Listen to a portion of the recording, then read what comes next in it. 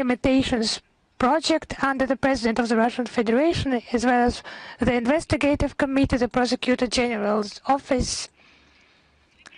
We cooperate with them. Actually, the people of the Soviet Union have not only destroyed the Nazis on their territory, but they have brought life, liberation to other peoples of Central and Eastern Europe. They have literally stopped the Nazi destruction machine and extinguished the crematoria of the Holocaust. Those who deny that, they just support the reconstruction of Nazism, its renaissance, and this issue has been of great importance in the daily work of the Ministry of Foreign Affairs. We fight for historical truth. It's the main part of comprehensive efforts of what has been won thanks to our victory, what has been enshrined in the UN Charter and created on the outcome of the Second World War.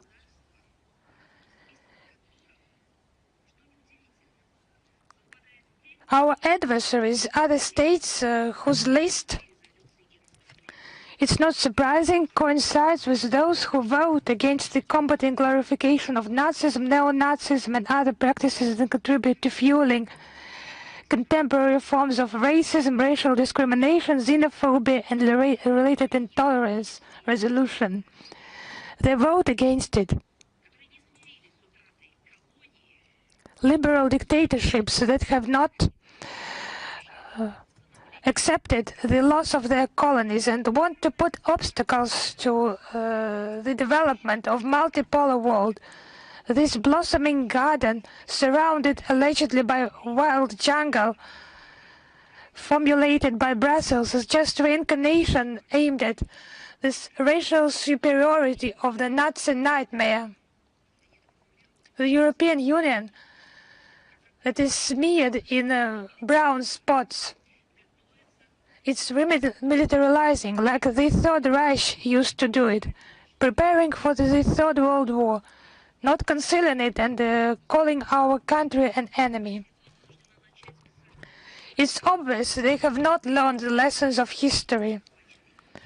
Russia had to start the special military operation in order not to allow to turn Ukraine into a platform for neo-Nazi military operations. The man-hating ideology will be uprooted and the aims of our special military operation will be achieved. It's our duty before the winners in the great patriotic war.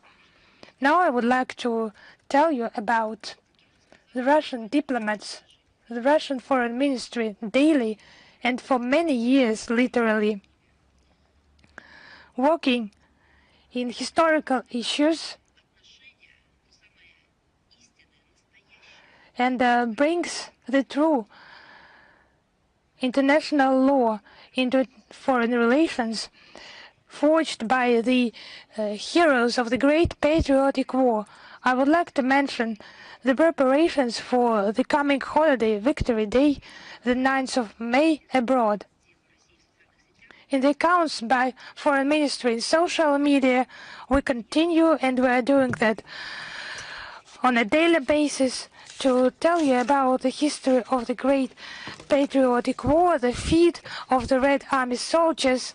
It's the colossal role played by the Soviet Union in the liberation of Europe and the entire world from this man-hating ideology. Just the product of Western European civilization, the Nazi plague. In Russian, English and other languages, materials about the key stages of the Great Patriotic War are published, about the heroes. Based on the archive evidence, we tell you about the crimes of the Nazis on occupied territories, about genocide of Soviet people conducted by them. We do that not only for our competitors, but also for and together with the peoples of our brother republics and now sovereign states. We do not divide this information. These documents, these archive materials are not ours, they are our common evidence, because the feet of the Soviet people, it is the common feet. In many countries, Russian diplomats and compatriots hold memorable events. They do not allow to keep silent about the truth about the victory. And the pseudo-historical truth they are trying to promote somewhere now. There have been the Immortal Regiment marches in many cities. Thousands of people participated in them. Despite provocation in a number of states of the so-called collective West, this event has already been held in more than 30 countries. In some cities, it has been the first time since a pause caused by the pandemics and the manifestations of Russophobia. In Busan, for example, in South Korea, it was the first Immortal Regiment procession since 2019. They try to somehow conceal historical fakes. They just express their hatred in many ways. Just imagine, diplomats just equal the Soviet Union, from where their great-grandfathers originated. They equal it to the Third Reich. It's just treason towards their ancestors, or it's just the descendants of Nazis. They cannot be called diplomats, because diplomacy should be based on international law and historical facts. It just can cause disgust, sincere disgust. As the head of the Kiev junta, Zelensky, his father's great-grandfathers, they fought for the Soviet Union, for our common motherland. They fought against Hitlerites, Hitlerite occupants and criminals. What would their ancestors say now? Looking into their eyes, just looking at their descendants for their personal benefits, just denigrating our common past, and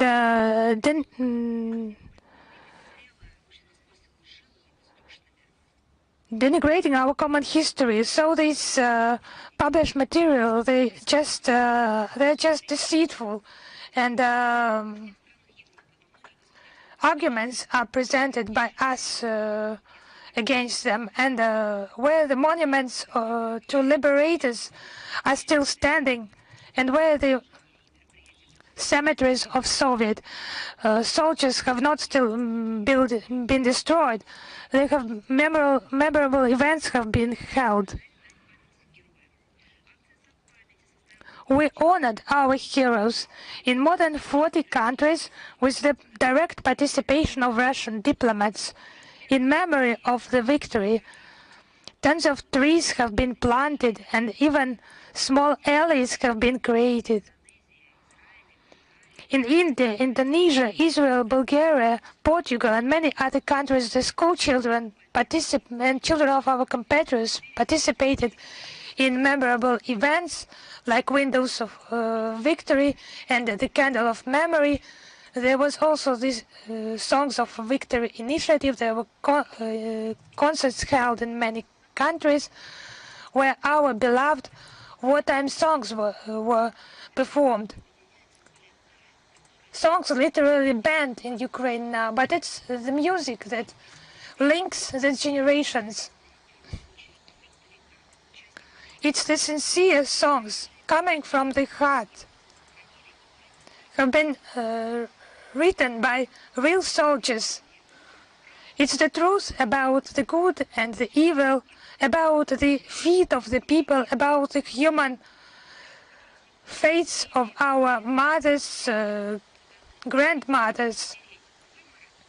The descendants of the Nazis are trying just to distort that, to erase this memory. Their efforts are not successful, I would like to say. We will not allow that in Paris, in Vienna, in Tirana, the Turecki choir and soprano performed those songs, and local audience, they just enjoyed those songs, and our compatriots. And the Turecki choir concert has been broadcast. It's the second performance of the Turecki choir there. The songs are posted on the internet. They are shared for someone you know, some foreign friends, and Russia also participates in this initiative. We publish comments on the songs of the Great Patriotic War. We also post videos for those songs, and the Ministry of Foreign Affairs of Russia supports this initiative. And now our president, we now launch in the Telegram the digital program in Russian and English, the so-called rounds with records of 20 most well-known victory songs. Please listen to them, please share them. Such audio visual messages. People from all over the world demonstrate a colossal interest towards the 80th anniversary of the victory and the historical truth. You can study that in the Foreign Ministry accounts. The information is uploaded on a daily basis, and there will be links in the text of the briefing. Please follow us. You can see a lot of very interesting events held by our foreign missions. It's not only the events in which Russian diplomats participate in the context of the 80th anniversary of the victory.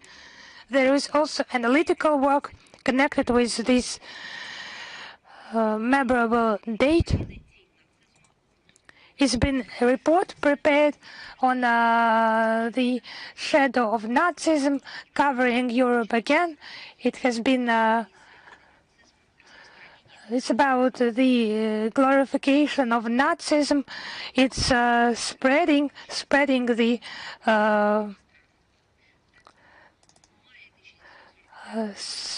several different forms of Nazism. In jubilation 80 years ago, people thought that Nazism is finished. Nazism was finished, but such a high price, the highest price has been paid for this fight against Nazism. But it was just the head of this ominous iceberg.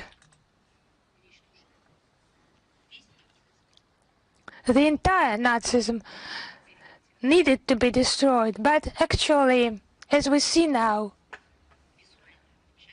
it was just its visual part, the part of the iceberg above the water.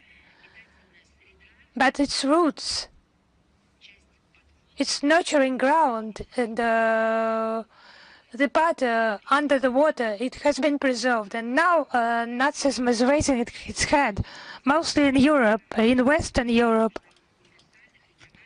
Our report is based on information of human rights organizations, intergovernmental organizations. We study in detail the actions of the so-called collective West to support the Nazi Kiev regime and specific NATO countries, mostly Baltic states, Poland and some other countries, motivated by anti-Russia sentiments, having lost the remains of some historical memory. They just continue to destroy the Soviet heritage on their territory. And intensify the work to falsify history on the history of the Second World War. Some representatives of political science, even historians, they just play along, unfortunately, because history has not taught them anything. The man-hating ideology is not just glorification of this horrible Nazism ideology. It's just creating the basis for its propagation.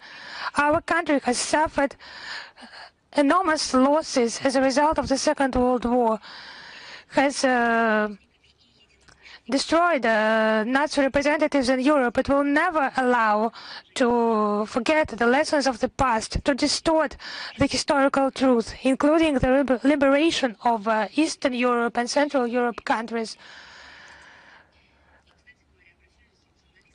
The liberation that has been the result of common efforts by anti-Hitler coalition.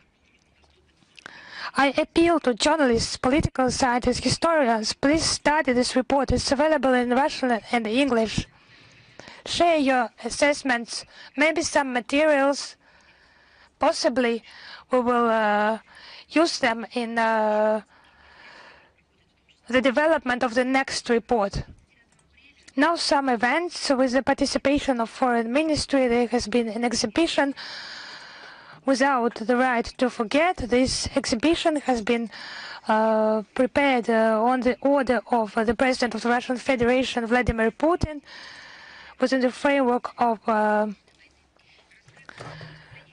Victory Day celebration. It's about the crimes of the Nazis, their collaborators against civilians, the Russian archives, the Russian Ministry of Culture, Russian Historical Museum, and Historical Society participated, with the participation of Defense Ministry, Foreign Ministry, Federal Security Service, Federal Guard Service, Foreign Intelligence Service of the Russian Federation, and Foreign Minister Lavrov has greeted the participants in the exhibition. More than 1,200 exhibits have been presented in its collection. Thematical blocks have been formed with the most important museum and memorial items that vividly reflect the decisive contribution of the multinational Soviet people in the victory over Nazi Germany, and tell about the feat, the great feat, and the victims by the Soviet people during the liberation of the world from Nazis. Но роли отечественной дипломатии в достижении. Special attention is given to the role of the Russian diplomacy in the victory. There's materials of the archive of the foreign policy of the Russian Federation. There's a draft address of the then People's Commissar for Foreign Affairs of the USSR, Vyacheslav Molotov, to the Soviet people on the day one of the Great Patriotic War. Central place belongs to the original act on capitulation, enshrining the ultimate defeat of the Nazi Germany. This exhibition gives the opportunity to the guests to see the memorabilia of those years, to feel the pulse of the military era, and to realize the greatness of the people victoire. It will be open until August 25th. And on the street that is close to our ministry, will host a photo exhibition dedicated to the Soviet diplomacy during the Great Patriotic War. Guests will be able to see the documents and photos reflecting important stages of work of the People's Commissariat for Foreign Affairs of the USSR during the years of the war. These materials show the activities of our ministry to establish anti-Hitler coalition. This exhibition will give an opportunity to people and guests of Moscow to see how the activities of Russian diplomats contributed to the defeat of Nazism. The exhibition was prepared by the Department of State Protocol and Historical and Documentary Department of the Ministry, with the support of the Department of Culture of the City of Moscow. All the materials were given by the archives of foreign politics of the Russian Federation. Now, about the modern fight with Nazism, about the Ukrainian crisis. At midnight, from May 7th to 8th, the 72-year truce on the 80th anniversary of the Great Victory, declared by Russian President Vladimir Putin on April 28th, come into effect. I'll remind you, on May 3rd, Zelensky publicly refused to support these initiatives, saying that this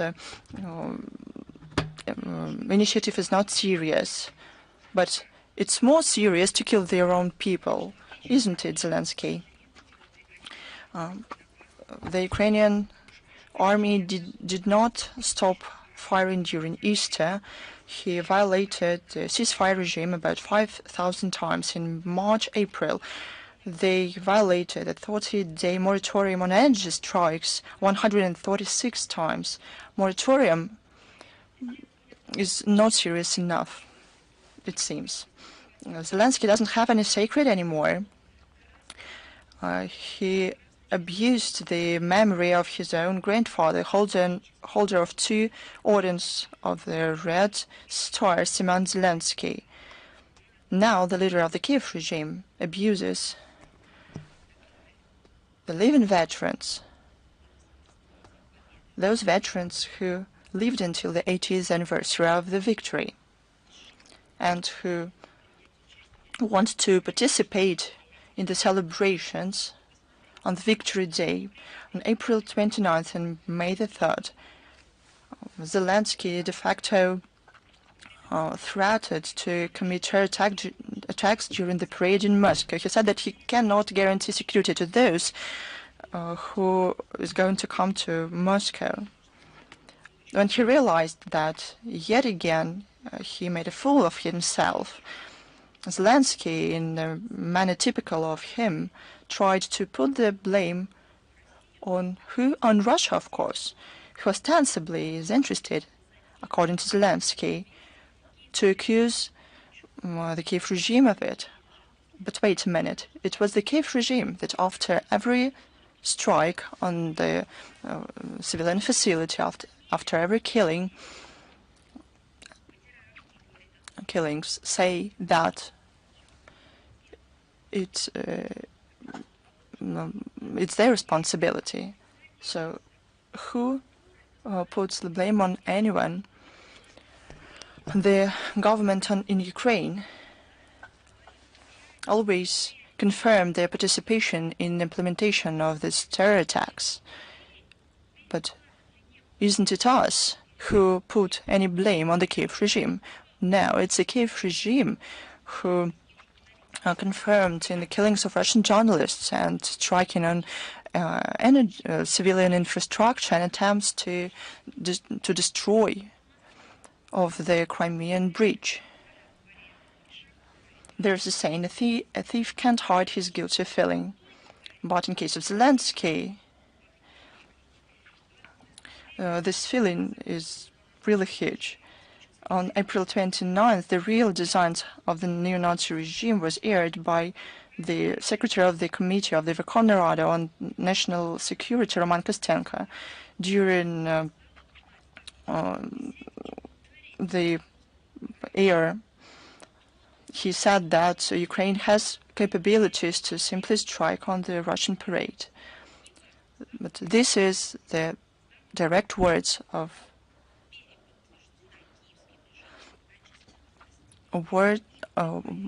those who holds the power in Kiev. It's their direct quote. In case there is there's an order, such operation can be designed. The leader of the SBU, Vasily Maluk, said that the Zelensky want to destroy the Crimean Bridge. The international terrorists look what they turned the Victory Day into. As I say, as a sign of Nazi solidarity, the EU countries want to have an informal meeting of foreign ministers on May the 9th. One can think that it's not that bad, but where? In Lvov. The choice of the city, with rampant aggressive Ukrainian nationalism, whose authorities fight against tombs of Soviet soldiers, is quite symbolic. The participants is also important. They want to make a certain impression on the European Russophobes and inspire them to support the Zelensky regime. The main aim of the meeting is to try and stop the celebrations in Russian, but they understand that these plans are absurd. Now about the decommunization in Ukraine. The veterans of the Great Patriotic War who live in Ukraine are recommended. I would like to say this with, I need some courage to say this out loud. They recommend the veterans to hide the awards, those very awards for the victory, for fighting, for heroic deeds during the Great Patriotic War, on the inner side of the jackets, in order not to confuse the sensitive looks of the locals. They don't say that they're Russophobes, but it is clear that they are. What is this? How can we call this? This is a conscious abuse.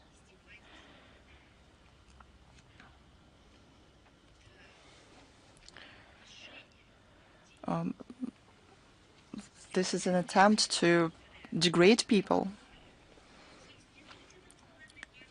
These guidelines were worked out in the institution of the National Memory of Ukraine.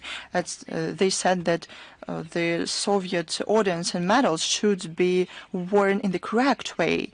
De facto, it is prohibited. But after writing history, the Kiev demands not to keep the heroes in the shadow. They want to destroy themselves, not to show themselves, not to have the courage to show those words and orders. It is clear that memory of those who saved the world from the Nazism makes them fear. On May the 8th,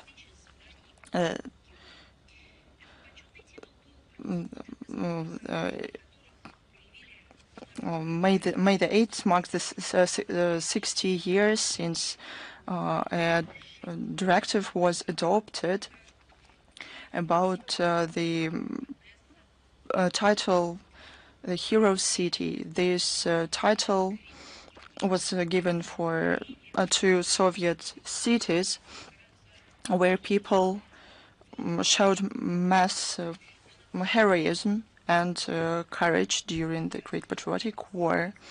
Today in Ukraine, neo-Nazis abuse important sites, but they cannot destroy the memory about the people who courageously fought in the war, who destroyed the Hitler Germany in Stalingrad and in other battles. Today, Russia yet again fights the Nazism in Ukraine. There's no doubt that we will do this. Kiev and Odessa will yet again be called hero cities. I once went to Mexico. It was a private visit and happened quite a lot of time ago. and not far from Mexico, and we went there to see some local museums. The guides said we should go to the suburbs and to see the pyramids, and the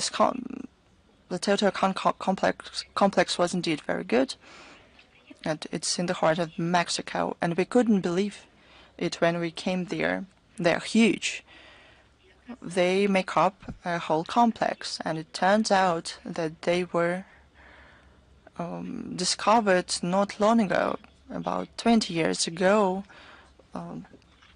and I asked myself how such things can happen, that huge things that can be compared to modern skyscrapers can be forgotten. And people who didn't go anywhere from the region can forget about them. It's been about 15, 16 years since then, and now I do understand how humanity can forget whole cities and pages of their history, and the example of Ukraine. In our eyes, the history of hero cities are being forgotten, but I'm sure that in future they will be reopened. But we'll do even more. We will prevent the forgetting of the history of these cities. On May the 2nd, 2014, 11 years ago, Ukrainian Nazis killed in the trade union's house in Odessa dozens of innocent people who did not agree to the seizure of power in Kiev. Do you remember back then that the anti-people junta and their sponsors with power destroyed the legitimacy in Ukraine? People in Odessa protested. They decided, with the cost of their own lives, to say no to this. 48 people lost their lives back then. It didn't happen 80 years ago. It happened 11 years ago. It's the newest history. It's the modern history. We all remember this. But not everyone remembers this. 48 people were burned alive.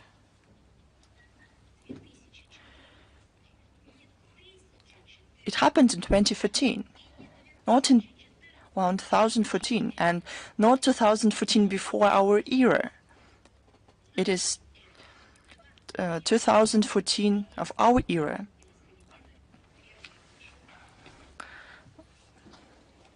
The first part of the 21st century, 48 people were burned alive.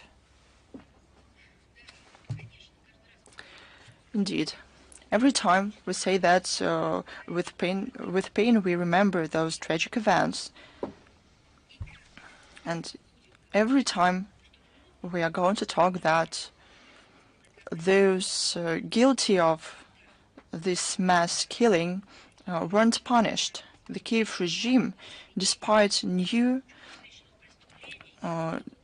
information about that crime, continue to cover up those who were guilty. But the main question goes not to them, not to the Kiev regime, whether it is those who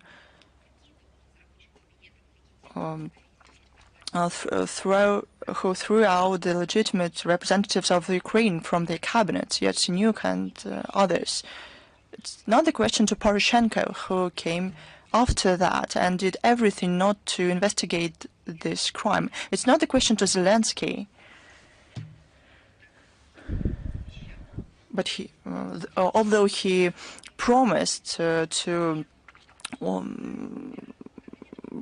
bring order into this matter, but it is a question to those who year after year said that human rights are sacred, that they are the basis of the development of the economy, finance, the culture, who looked at everything through human rights, who did not forget any cases that where they saw the violation of human rights. But where are those human rights institutions now? And those representatives of the Western public society.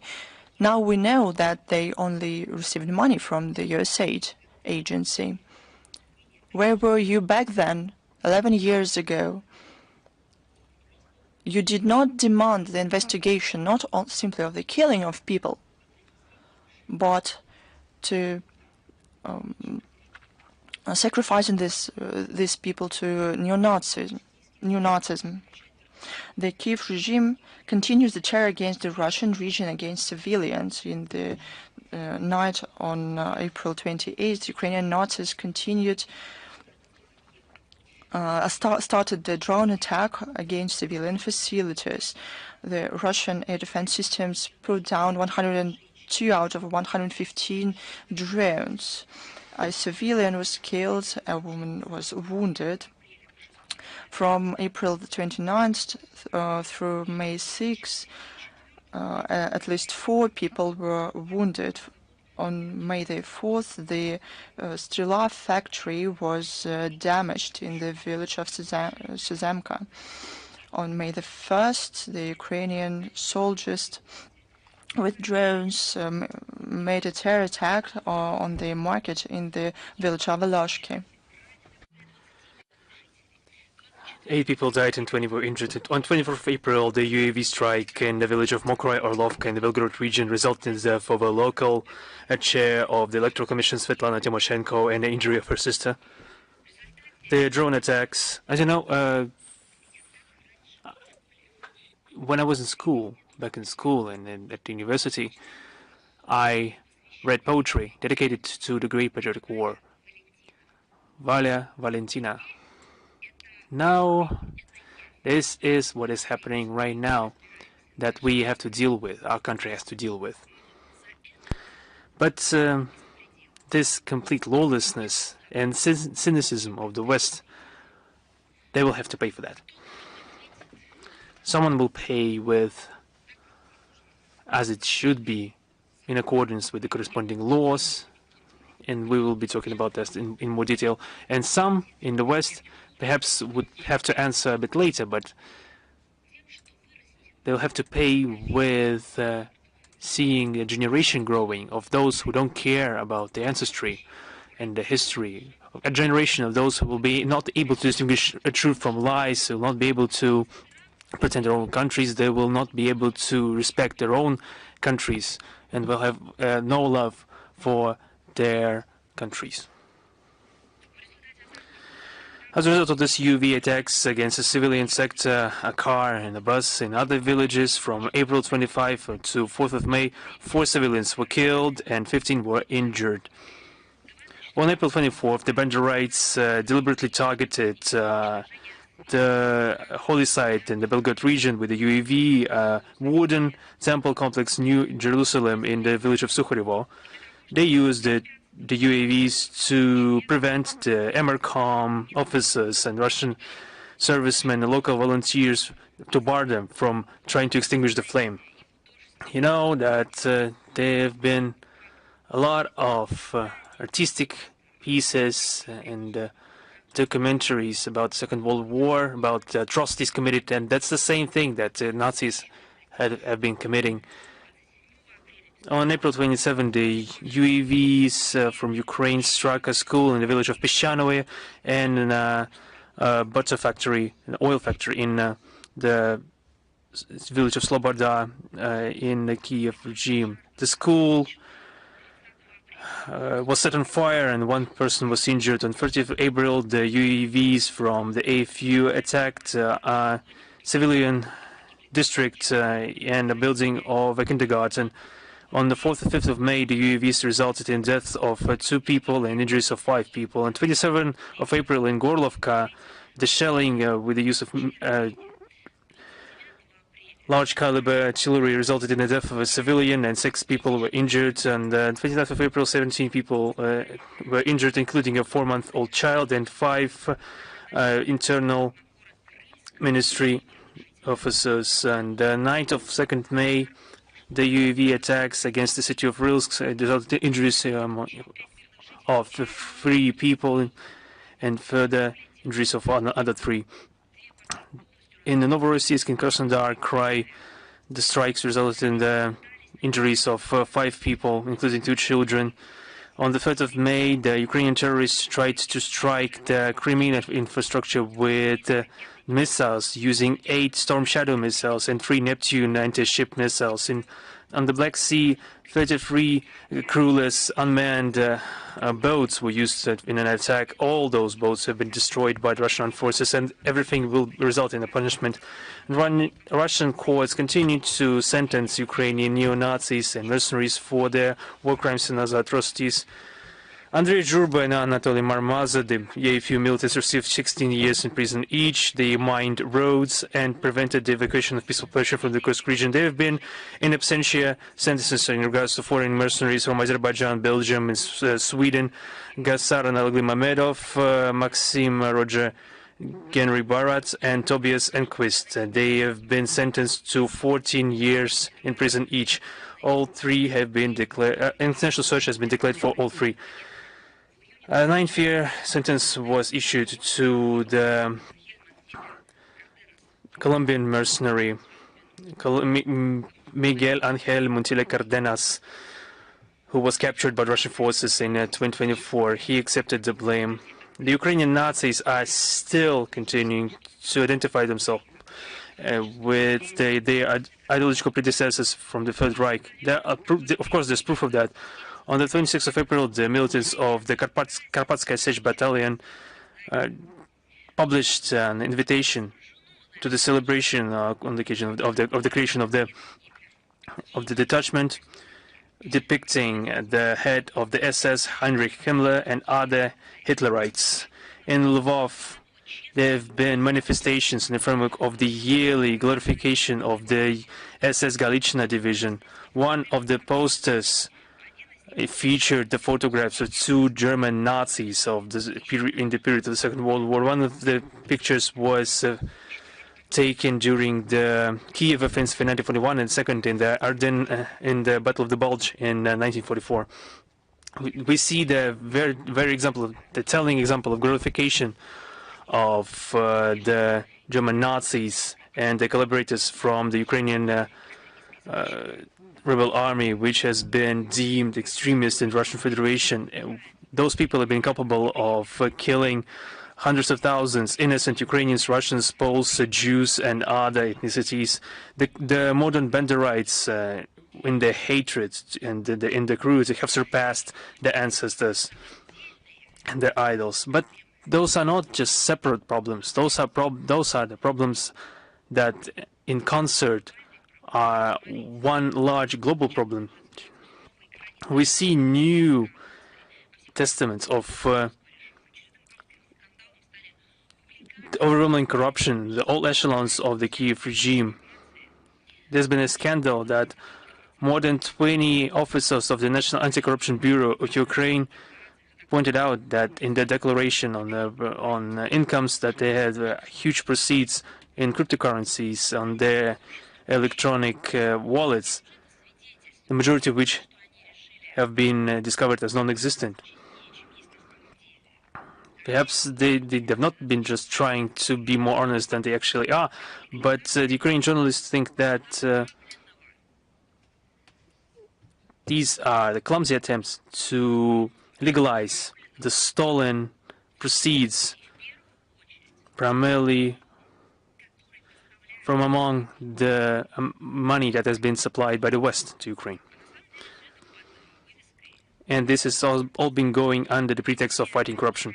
And against this backdrop, the government of Ukraine refused to increase paychecks, to increase salaries to teachers, justifying it by the lack of possibility to send budgetary funds which have been all sent for security and defense. Which kind of defense are we talking about when we see Zelensky regime killing their own citizens? The Kiev regime, for the sake of its own enrichment, is trying to extort money from Ukrainians, deeming them to poverty. And some of them have been running abroad, where, if lucky, they will be able to leave the country, but then they will be immediately prosecuted by the representative of the Kiev regime, and so on and so forth. And this all is part of the overarching plot where we see the Russian language cancelled in Ukraine. They've been boasting that there are almost no children in school, and perhaps this will be a point where there will be no children at school at all in Ukraine. They've been boasting that there have been no children in Ukraine studying Russian language. Currently, they say that around 345 people have been studying Russian and 109 people have been studying it as a foreign language. Such data was presented by an ombudsman on the protection of the state language, Taras Kremen, on the 1st of May. According to him, there have been around 100,000 children in 2021 studying Russian language, and soon he boasted that there wouldn't be a single one. Just I'm curious if someone will be interested in studying Russian language, and for this, for the sake of statistic, would he be physically exterminated to keep the statistic beautiful in the eyes of the Kiev regime? This, of course, will be mentioned later. And this achievement is being appropriated by this language ombudsman, who has been openly claiming to seek re-election after July, when his mandate runs out. In the conditions when the Russophobia in Ukraine is the main basis of state policy and has been cultivated in Ukrainian society, we see unusual characters emerging, such as Ukrainian actor Bogdan Benyuk, who in a live broadcast called for hitting children for speaking Russian.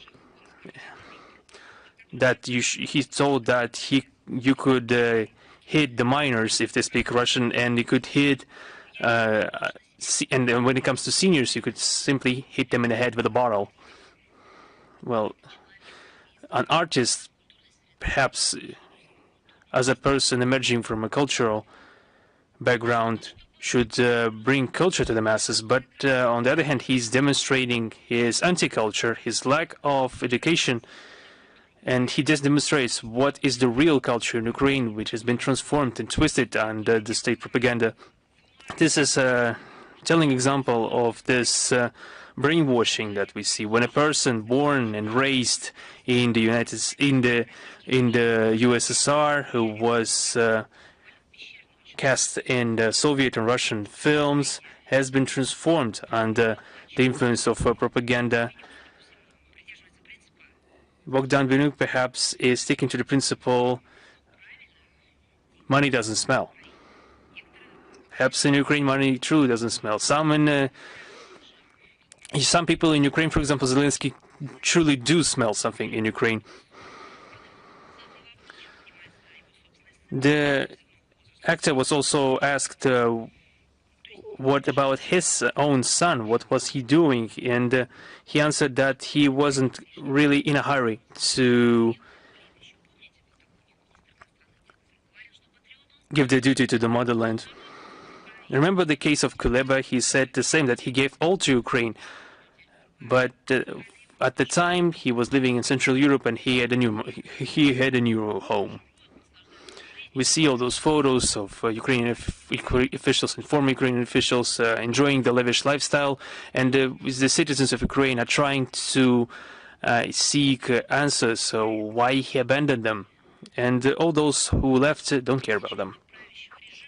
The members of the ruling regime are acting precisely in that manner. They are sending people to the slaughter, and they are hiding their own children in universities or abroad, or are just or inventing legends about them.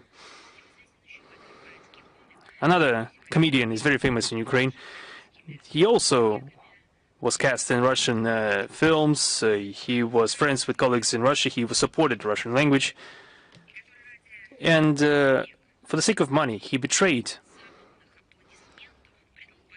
the memory of his veteran grandfather. He usurped the authority in Ukraine and turned Ukraine into an Nazi quasi-state and is ready to sacrifice millions of Ukrainians for his own safety. His name is Vladimir Zelensky. The enumerated facts confirm the relevance of the special operation and denazification and demilitarization of Ukraine, and the elimination of threats emanating from territory, and as was stated by our leadership, all those goals will be achieved. And the head of the office of the President of Ukraine, Mr. Yermak, took another attempt to rewrite history. He tried to rewrite the history of the Second World War, and what he told us was completely puzzling. He published materials.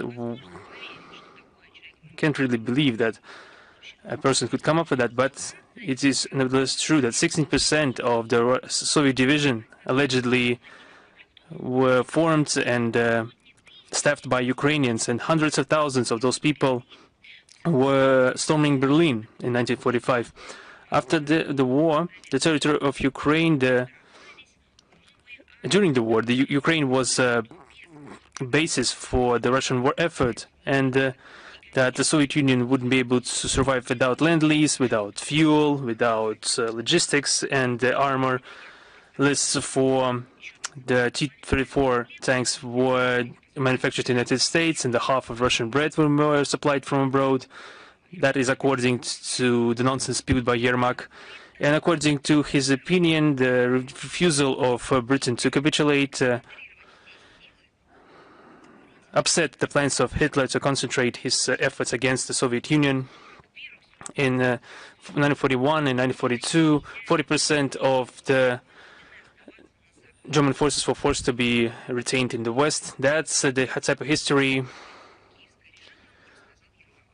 according to the Kiev regime, was told to us by Mr. Yermak. And he concludes by saying that without the Washington, there wouldn't be resources. Without the United States, there wouldn't be an army. And without Britain, Hitler would not be distracted in the West. And according to him, that Russian contribution to the victory is a propaganda piece to institute a post-war hegemony of Moscow.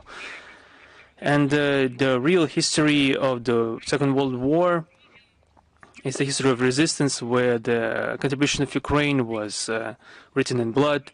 This is a new word in historical revisionism and a veritable novel rich with the Nazi revanchism spirit. A very powerful and important fake piece and desecration of historical memory. Just look how they are cringing from at the very sight of the 9th May celebrations. They can't stand even the mentioning of the great victory holiday celebration.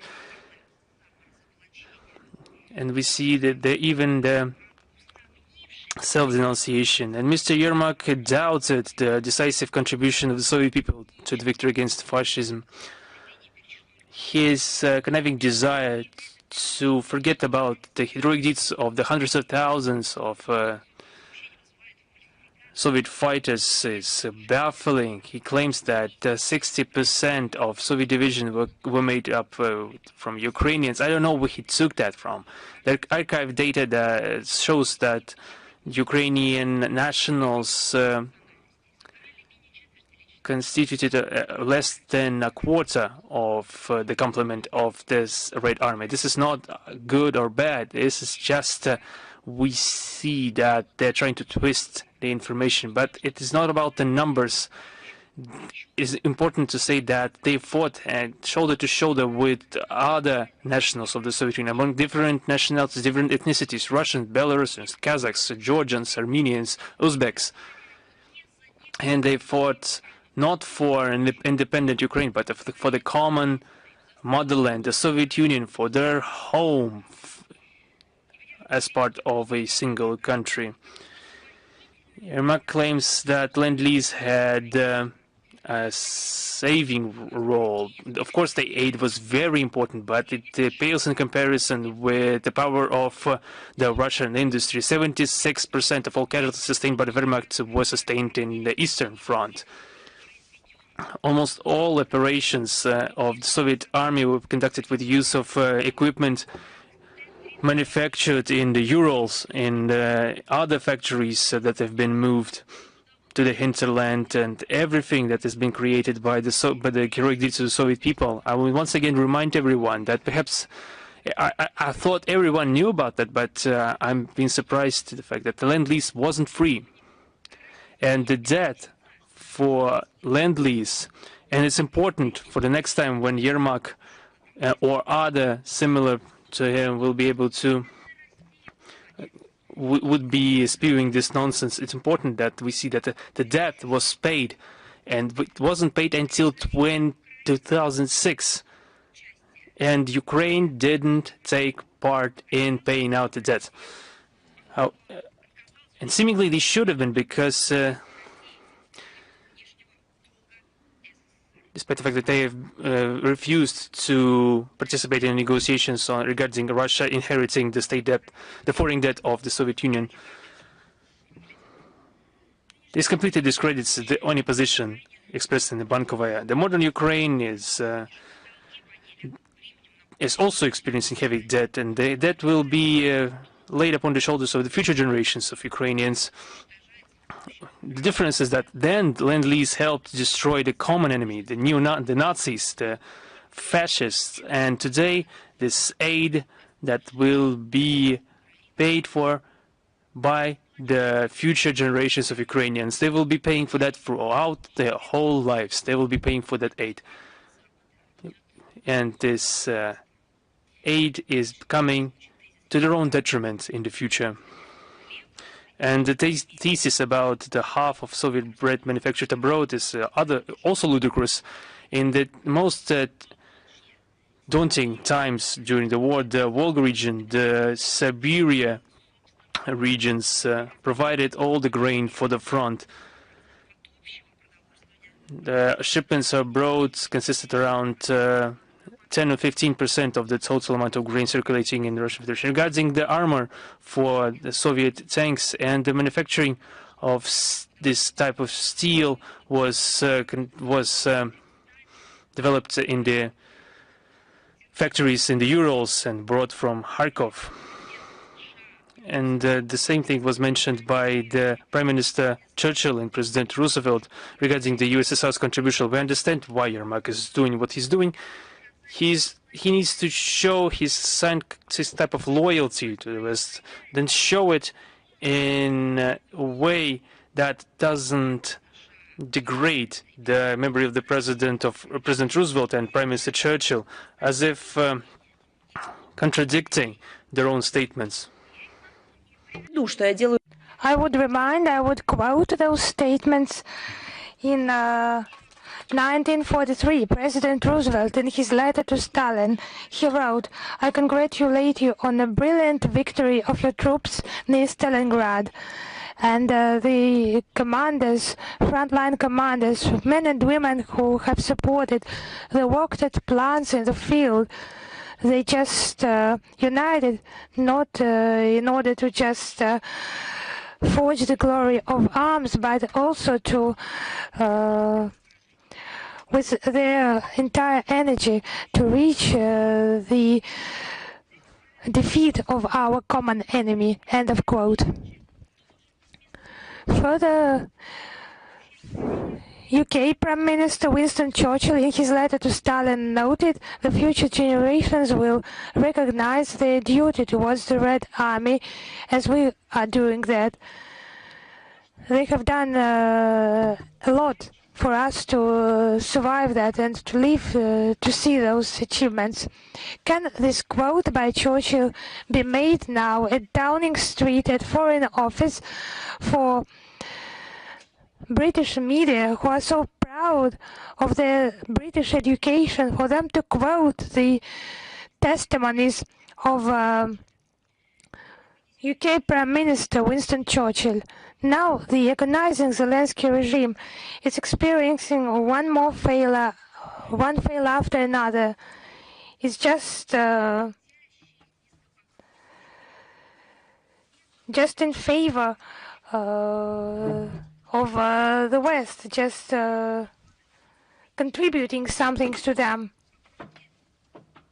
It will not influence our Victory Day celebrations and attempts just to attribute the victory to someone else, to someone uniquely, to the British, to the Americans. It's just an offense against all the memory of all the peoples of the Soviet Union who have paid the highest price in order to liberate Europe from Nazism. Actually, the UN could react to that, but Dujarric, UN representative, he just made another notorious comment during his briefing on the Ukrainian issue. He said that a number of Ukrainian 175 civilians were killed during attacks on Ukrainian cities. Actually, there were questions about the sources of this information. Dujarric was at first embarrassed by that, and he said that the information is provided by local Ukrainian authorities. I would like to say, Sharman, we're just so tired of that. When you are asked at the UN Secretariat about the specific confirmed facts, you say that you have not seen, you have not heard this information. Do not distribute that. But when it is anti-Russia information, you just find some data for that, and it's discrediting of our armed forces. And the UN Secretariat should deal with verified data from reliable sources of information. We're speaking that blatantly. We're just addressing the Secretary General representatives. It's just the Ministry of Defense regular reports. They say that the strikes on the 23rd, 24th of April were done only against military sites, missile and tank sites. It's just not the first time of horrible insinuations regarding the Ukrainian crisis. The UN Secretary General used to fight against such insinuations. The efforts, they just need to be better employed. Now they just support the most absurd accusations against our country. Take Bucha, for example. The same people, they said they visited the site, they heard, they saw everything. They just mourned, but it's unclear who they mourned. We have asked tens of times, requested the UN Secretariat to provide the lists of those allegedly killed there. Nothing has been provided. We have addressed Guterres and talked personally, but there were no clarifications about the, as they say, tragic events in Bucha. There are no lists, no information, no names, no photos, no information at all. The UN officials just have a contradictory approach to that issue. They did not condemn the barbarian attack against the Kursk region, not just humiliation of people, but torture against civilians by the Ukrainian armed forces and by that Bankova gang. What they committed in the Kursk region. No information, no comments at all. Despite questions by journalists about regular shellings of Russian civilian citizens with the use of drones, Ukrainian drones, even those cases where the Kiev regime accepted responsibility, there were no comments by the UN Secretary General or someone else. They just call upon restraint and call up independent investigations, but when it's about Western countries, they find some data, of course, false data, false numbers, but those violations of international humanitarian law, I would say unprecedented. To all the independent experts and observers, such a line based on double standards, it just causes disgust. The UN officials should adhere to equal positions. And in these conditions, the Secretariat, it can hardly be regarded as an honest broker in the settlement of the Ukrainian crisis. We call upon them to stop this engaged policy and to be neutral in its position. And to come back to the implementation of their direct duties within their functional scope. Now the Javier Milei administration has provided access to the digitalized archives on hiding of the Third Reich representatives in Argentina. We will, of course, provide the link in the text of the today briefing. The classified marking has been lifted from this file long ago, but it could be studied in specialized archive premises. But now it has been shared.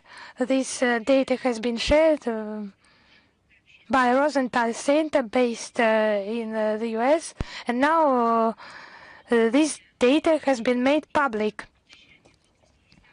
Collected from 1950 to 1980 by national security services of Nazi criminals who were hiding in Argentina. How many of them were there? How do you think?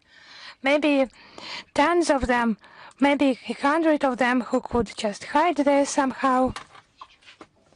Not less than 10,000 people. It's a good question. How could they just move there? There is the Holocaust architect Adolf Eichmann, who lived under a pseudonym of Ricardo Clemente in Buenos Aires up to 1960, and by the Mossad special operation he was taken from the country and executed in Israel. Josef Mengele, death edge of Auschwitz. He was hiding in Vicente Lopez, the outskirts of the capital. Erich Pripke participated in mass executions for more than 50 years. He lived in Argentina. Leon Buche, Klaus Barbie, and the leader of Croatian Ustašes, Ante Pavelic. It's only notorious, the most notorious names, but it's not less than 10,000 people. It's just what we know today. Maybe there were more of them. Russia welcomes the publishing of such documents, and we call upon other countries to follow suit and to make public the cases of Nazi collaborators hiding over their territories. We would like to underline that these crimes have no statute of limitations, so they were hiding there and they were hidden in those countries. So that's the Observatory on Teaching History in Europe.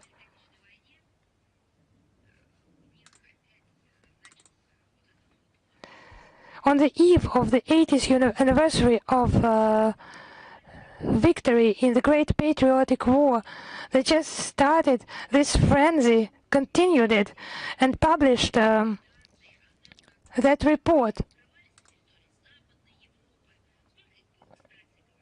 They did not actually publish the data about Nazis who were hiding on the territory of Western Europe, for example in Switzerland or in Northern Europe. Instead of publishing the data about their movement from the European continent, in particular to America, this Observatory on History Teaching in Europe had published the report on actions in 2024. This instrument has been created under the auspices of the Council of Europe, of the enlarged partial agreement, and I have called it an instrument because it has no relation to any historical scientific community. They underline the input of the observatory in debunking the alleged Russian disinformation campaigns to assess the past of Ukraine, according to the opinion of those pseudo-experts. Все хорошо. The Kiev regime, everything is good in its perception of the Second World War. It meets with no objection in Strasbourg, the Ukrainian point of view. They just publish pictures with Nazis in the invitations to event. Just the Observatory on History Teaching ignores that. Their banners, they're just totally in compliance with the Nazi banners. But the observatory just doesn't notice that. It just turns a blind eye to the Nazi marches and actions against those who do not agree on the territories controlled by Zelensky and his gangs. Approaches were promoted that were politicized and hostile towards our country. It's from 5 to 6 December 24, the annual conference of this observatory in Strasbourg in 2024, and were accused of being politicized and confrontational. What this phrase means, it's impossible to understand that. Actually, its purpose was to balance the history teaching and the communication between professionals, but it has turned into an instrument, you see, necessary for further degradation of conscience, self-conscience of the peoples of Europe. It's just a mouthpiece for openly anti-Russian and revisionist approaches. It just causes indignation. This so-called observatory, they are trying to reformat history through that.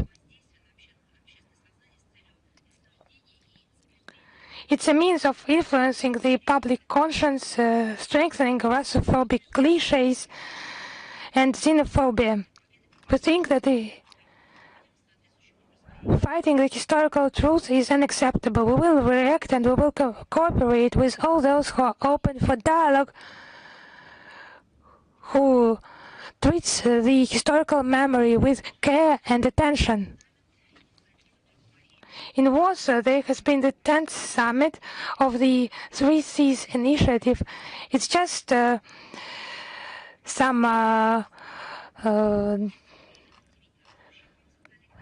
event that is not very important, but the destructive policy towards Russia and inefficiency of European institutes and the growing rates of militarization at the expense of civilians is just new, more perspective models of regional interaction. But the Three Seas Initiative, it's not, it just promotes the crisis. It does not provide any ways to overcome the crisis. And the joint declaration that is filled with the talking points that have been on many occasions voiced supporting the Kiev regime and offensive statements against Russia of various kinds. The text is so phonetically, blatantly Russophobic that one of the participants in those 3Cs initiatives, namely Hungary, deemed important, necessary to adopt a separate declaration to distance itself from these cliches. I would like to warn my colleagues against playing with the Kiev regime and to share with the 3Cs initiative countries their analytical best practices in protection of energy and transport infrastructure and to spread it to Baltic and Adriatic. It's just looks like some news from some mad people. It just requires some well-balanced approach. And what can Ukraine and its current state offer to that? Just to implement the Kiev experience, and Russia is open to the development of mutually beneficial interaction with all the constructive partners, also in energy, and the implementation of any politicized infrastructure projects bypassing our country just lacks perspective.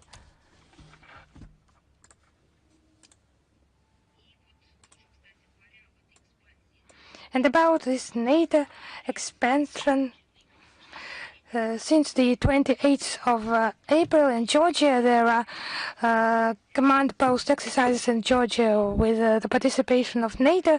17 member countries participate, including Armenia and Azerbaijan.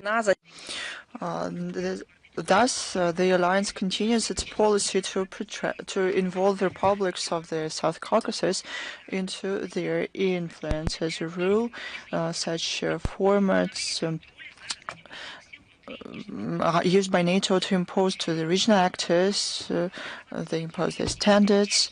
They create conditions to reshape the defense base. No one should harbor any illusions. And the actions of the NATO aim not at strengthening security, but to create the zone of instability and tensions. We hope that the above-mentioned republics will be critical in terms of participation in such events. One more important topic, our foreign ministry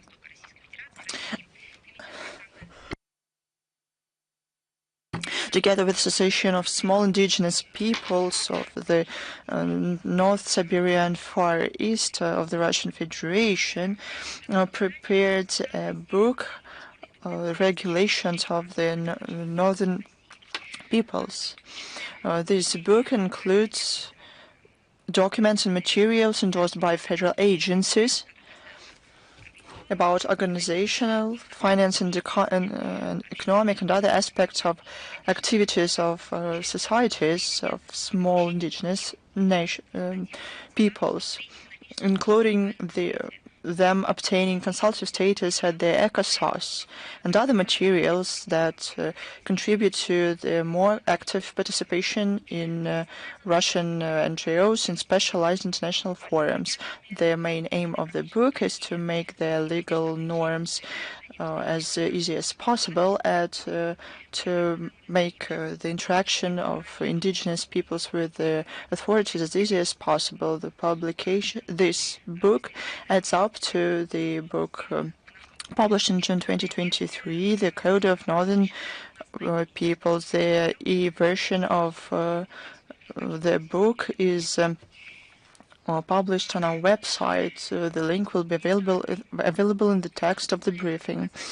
Now about the humanitarian acts.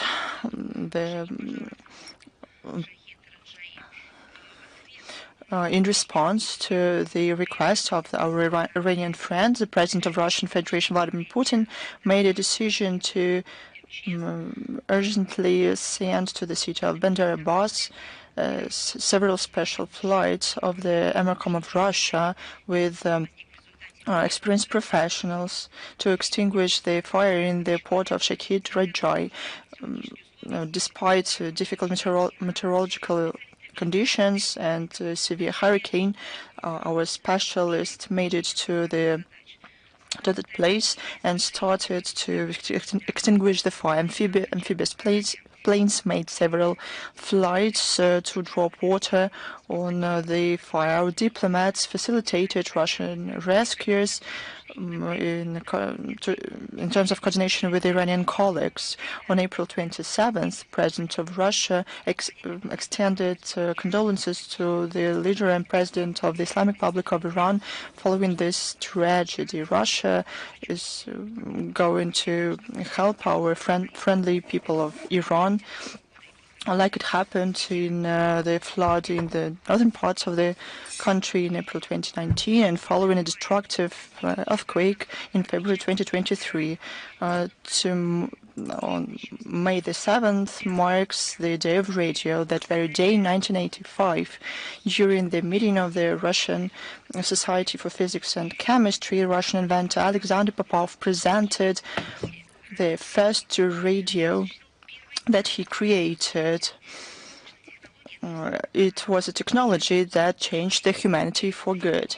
Since then, this date went down in history of world science as the day when the radio was born. Since it was then when the era of instant communication started. Russia contributed to it significantly. Radio became the basis for creation of navigation systems, mobile connection, wireless networks, and the internet. We cannot imagine our life without them. Also, in the 18th anniversary of the Great Victory, I'd like to say that it was this invention that the Soviet soldiers helped Soviet soldiers to maintain their morale. Do you remember the reports of the Soviet Information Bureau? Do you remember this? Attention, Moscow speaks. Back then, not only our country, but the whole world learned from these reports through radio how we fought Nazism, how our ancestors did it. The Third Reich even declared radio announcer Yuri Levitan as a personal enemy of Hitler. But the Kiev regime did the same thing. The presidential office declared journalists and Russian media personal enemies of Zelensky. And there was a list of the so-called peacekeeper. The radio, despite all the predictions of skepticists, withstood and proved that the true values endure. When the IT companies turn the internet into a tool of censorship, radio remains the oasis of freedom. It doesn't require subscriptions, doesn't block undesirable opinions, doesn't sell data of users. Some say that it is easy as the truth itself, as accessible as the air. Radio continues to unite people where the democratic algorithms make walls. Today, Russian broadcasters, successors of Popov, have to face not only the technical challenges, but attempts to make man-made obstacles. Who makes them? The collective West, who verbally declare freedom of speech as the fundamental principle, cynically block Russian media, introduce sanctions against journalists, and outlaw them. I'm not even talking about the Mir Torres website where people are ticked off when they are killed. Just think about it. They prohibit the radio, the technology that survived 2 world wars. Isn't it a sign of moral bankruptcy of the so-called liberal model? They say that they fight with against disinformation. In reality, they fight alternative opinions. When they block Sputnik on Voice of Russia, they don't protect people. They hide them into an information bunker, so they cannot hear how myths about infallibility of the Western policy are destroyed. But it is in vain. Even amid these conditions, our programs go through to the people. Do you know why? Because people feel that the Russian journalists speak the truth. At the same time, in the West, the free media resemble Rumber's factory on rubber stamping fakes and lies.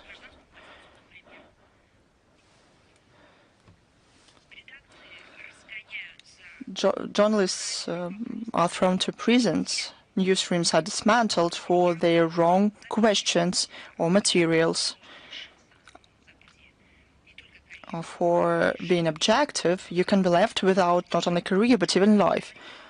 But why not? Because the Kiev regime killed a lot of journalists, and the West kept silence about it.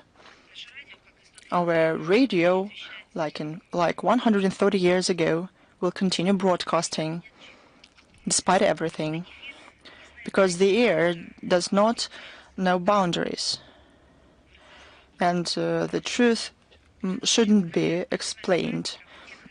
I would like to congratulate all those involved in radio making with this holiday. I wish you achievements and success. This is a very difficult profession today. It's even a mission. And until we can hear voices in the speakers from Kamchatka to Kaliningrad, we're sure, no matter how hard our enemies try, all their technologies cannot block the truth and stop the course of history. Because history is written by those who, like Popov, look into future, not into the past. I congratulate you on the day of radio. May your air be clear, unlike the conscience of those who is afraid of it. One more announcement. On June,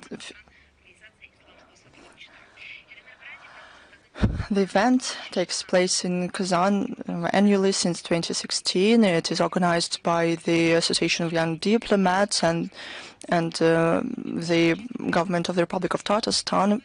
Some 300 young diplomats participated in it. The main topic of this event is the diplomacy of victory, is dedicated to the 80th anniversary of the victory. A lot of representatives of the countries from the IOS countries will participate, and the discussion will concern the relevant topics. Sergei Lavrov sent his welcoming remarks to the participants.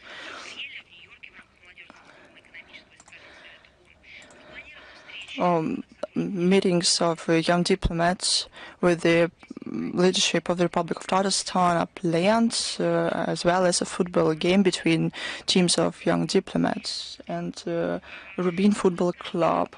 We already talked about international SEO chess tournament. 2 of them already took place this year. The second round was attended by 2,000 sportsmen from 68 countries, as well as representatives of more than 70 regions of Russia. All of them represented the national teams. The third round will take place in May in the hybrid format. So on May 11, the online events will take place. You have to be registered beforehand. The final round will take place in July 25th in Moscow. On June 5th and 6th, the Nizhny Novgorod is going to host a global digital forum. Representatives of state agencies, business, academic circles from 122 countries will participate in it. It is expected that the forum will bring together more than 1,500 foreign guests. The aim is to define ways to overcome the digital gap. We hope that the forum will be a convenient platform to share huge Russian experience in this sphere, including law application practices. The special attention will be given to interaction in this sphere, including the AI, higher digital literacy, identification of disinformation. The government experts are going to discuss the cooperation on the important negotiation platforms at the UN.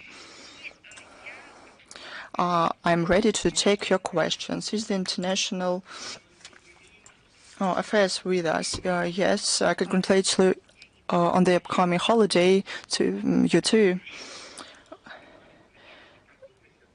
You already touched upon this topic today, and it is very important and of principle in our opinion.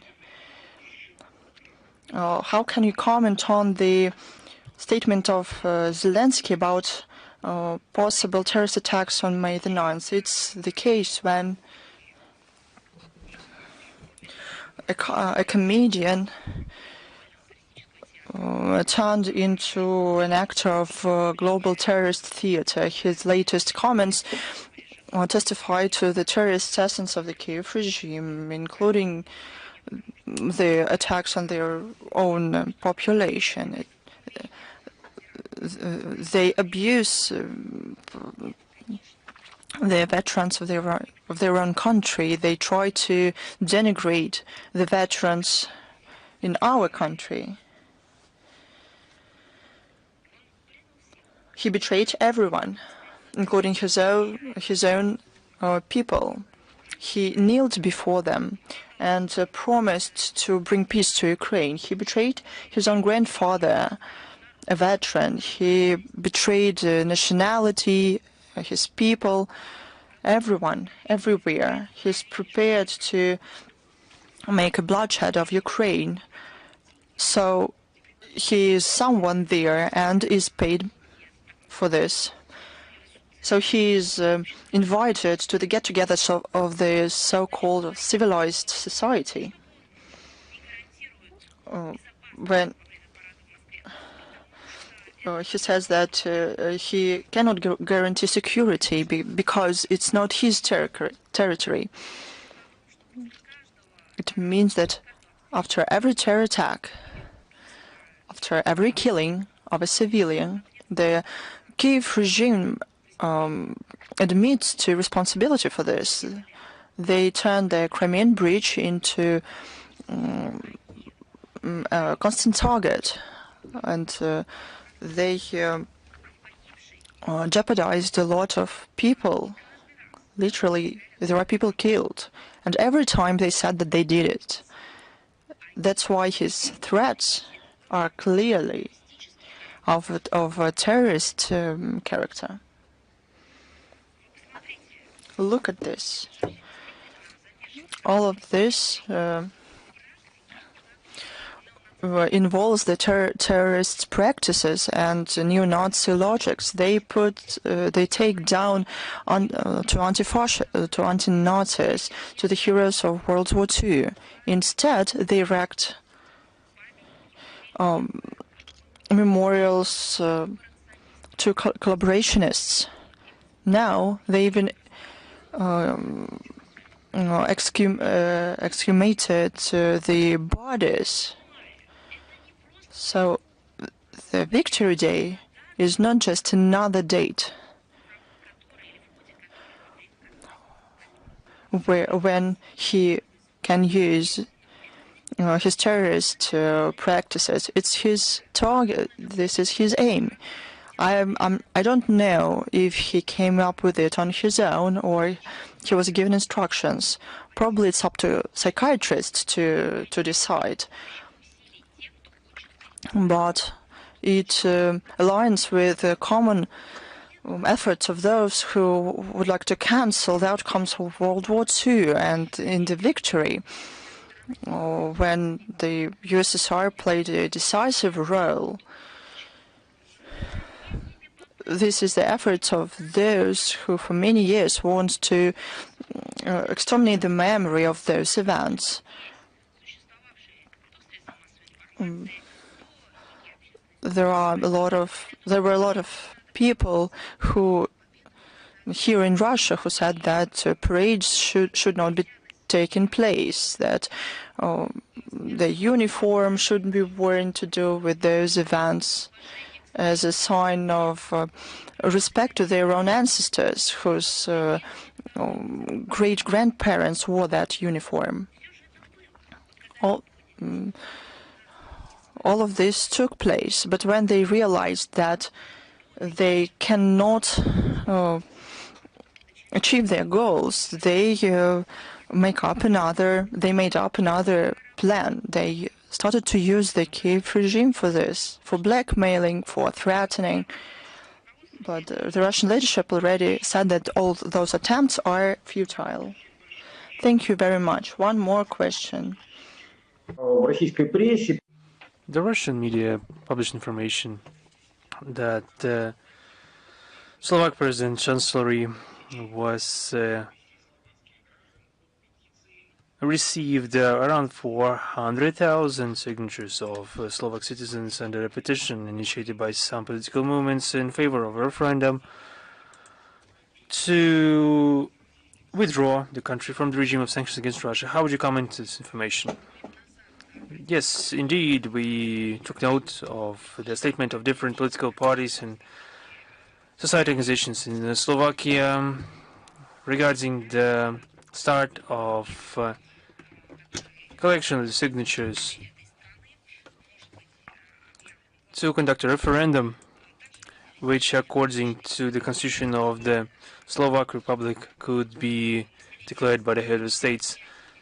And 400,000 signatures for a country with a population of 5 million people is an important number. This is another reflection of the fact that there are more and more sane citizens in European countries and politicians and activists who understand not only the illegal character but the senseless character of the introduced restrictions against Russia and the damage of the sanctions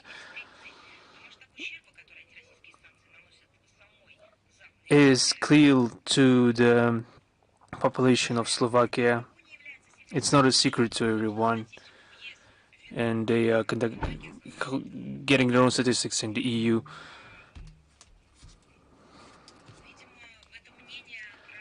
This opinion should be listened to by the Western Europeans and other European authorities. Thank you very much. Is Sinkhua with us? Yes, good afternoon, Madam Zakharova. Sinkhua Ziaudin. I would like to congratulate in anticipation of the upcoming celebration day. I just wanted to ask two questions today. First question, the Chinese leader will be paying a state visit to Russia and will take part in the celebratory events in Moscow on the occasion of the 80th anniversary of the victory in the Second World War, in the Great Patriotic War. What do you think? What is the significance for the further deepening of political respect, trust, friendship, and cooperation between the countries, and for keeping the results of the victory in the Second World War and the post-World World Order, and the maintenance of international justice? This is my first question. The upcoming visit of the chairman of the PRC, Xi Jinping, in Russia will be one of the central events in the Russian-Chinese relations in this year for countries that borne the brunt of the fight during the Second World War against the German Nazism and the Japanese militarism. The preservation of memory and protection of historical justice is a solemn duty. Russia and China are of a single mind when it comes to defending the outcomes of the Second World War and laying in foundation of the post-war world order, and our countries are at the source of its formation. Moscow and Beijing, together with other states of their allies, joined the founding members of the UN, which is international legal expression of the new system of international relations that has been established as a result of war. That's why we, as well as our Chinese friends, being responsible participants of the world community, join in efforts in the protection of the priority of international law, preservation of the central role of the UN, and the respect of the foundational principles of its charter and the full interconnectedness. And we are countering the attempts of the collective West to twist the story of the Second World War and to downplay the role of our countries as victors, and they are trying to downplay our role and are trying to discredit the principles of the post-war world order, and are trying to impose the rules-based international order.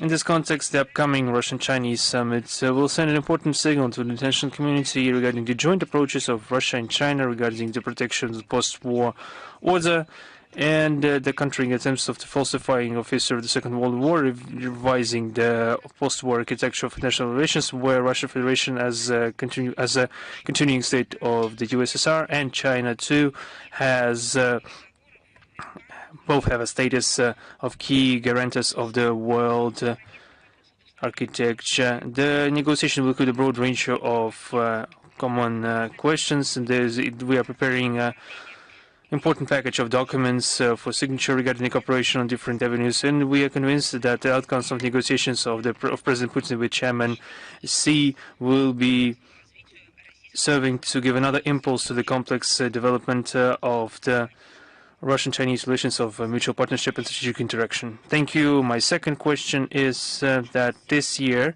we are celebrating the 80th anniversary of the founding of the UN. And being permanent members of the Security Council and foundational countries of the UN, in your opinion, should China and Russia cooperate on international multilateral platforms to ensure the correct direction in the global governance, and should we jointly promote the multipolarity of the world characterized by mutual respect and equal rights? I already partially answered this question, and I mentioned this on numerous occasions, that Russian President Putin mentioned that the Russian-Chinese relations have come to an unprecedentedly high level to reinforce global stability by the mere fact that they exist. These evaluations are extended to a bilateral cooperation in the multilateral format, especially at the UN, which is a multilateral platform in the mutually beneficial order, not intended to be used against third countries. Moscow and Beijing, bearing responsibility for the fate of humanity as countries part of the group of the founders of the UN, and as permanent members of the Security Council, defend a democratic and just polycentric world order based on the UN Charter and other norms of international law. We are convinced that the consideration of interests of all countries and the rejection of any claims to exclusivity, refusal of hegemonism and neocolonialism is a prerequisite for a stable and safe future.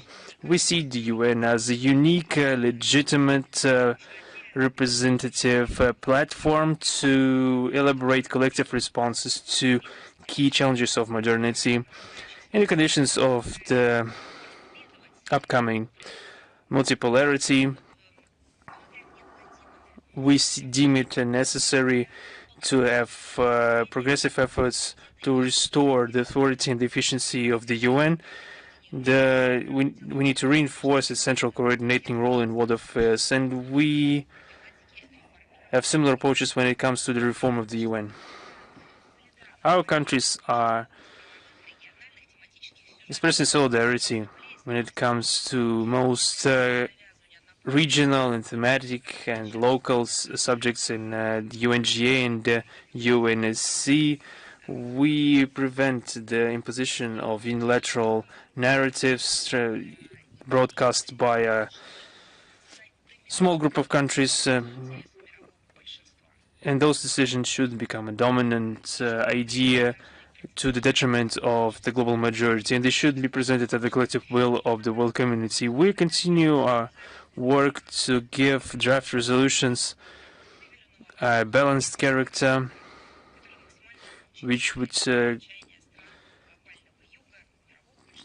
take into account the priorities and aspirations of the global south countries and the overarching plot of Russian-Chinese contacts in this year is the topic of the victory over German Nazism and Japanese militarism. We point out that Beijing co-sponsored a resolution of the UNGA presupposing a special solemn session of the UNGA on May 7th. Together with our Chinese friends, we support attempts to preserve memory regarding the war, and we counter any attempts to rewrite history. We want a correct understanding of causes and the results of the Second World War, one of the results of which has been the creation of the UN-centric system of national relations. We intend to continue our cooperation within the UN. We will counter any attempts to try to bring discord to the Russian-Chinese tandem, which is a guarantee for the harmonious coexistence of all countries and peoples, democratization of modern world order, and defense of the key national interests of our countries. Thank you very much. Thank you. Is the Media Corporation of China with us?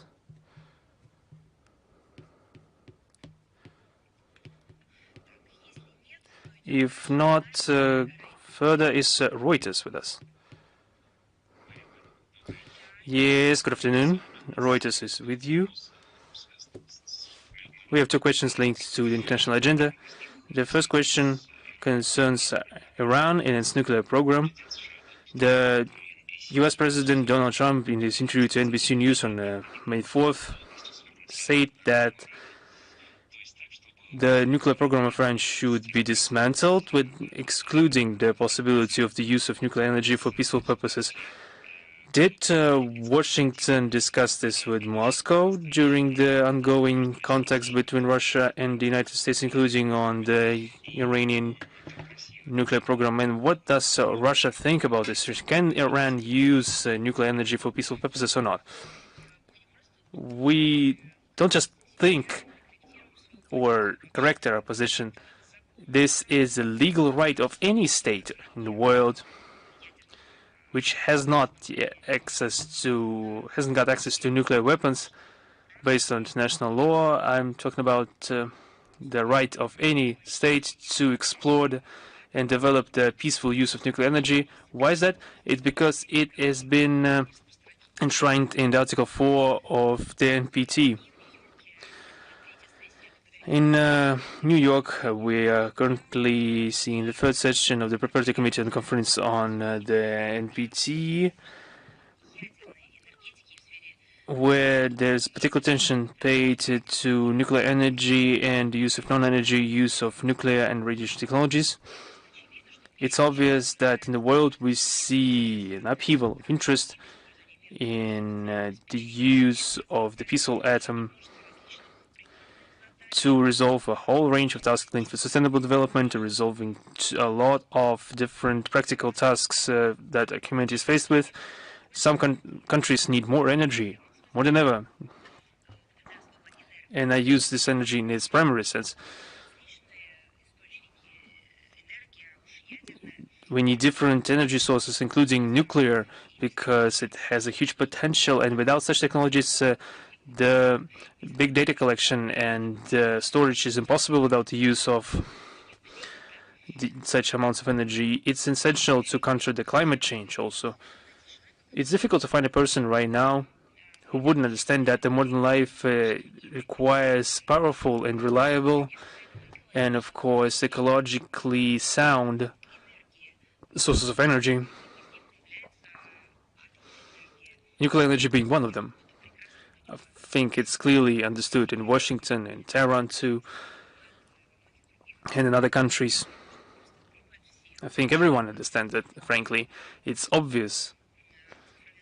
We're talking about digitalization and AI and digitalization of everything, the economy, the state services, logistics.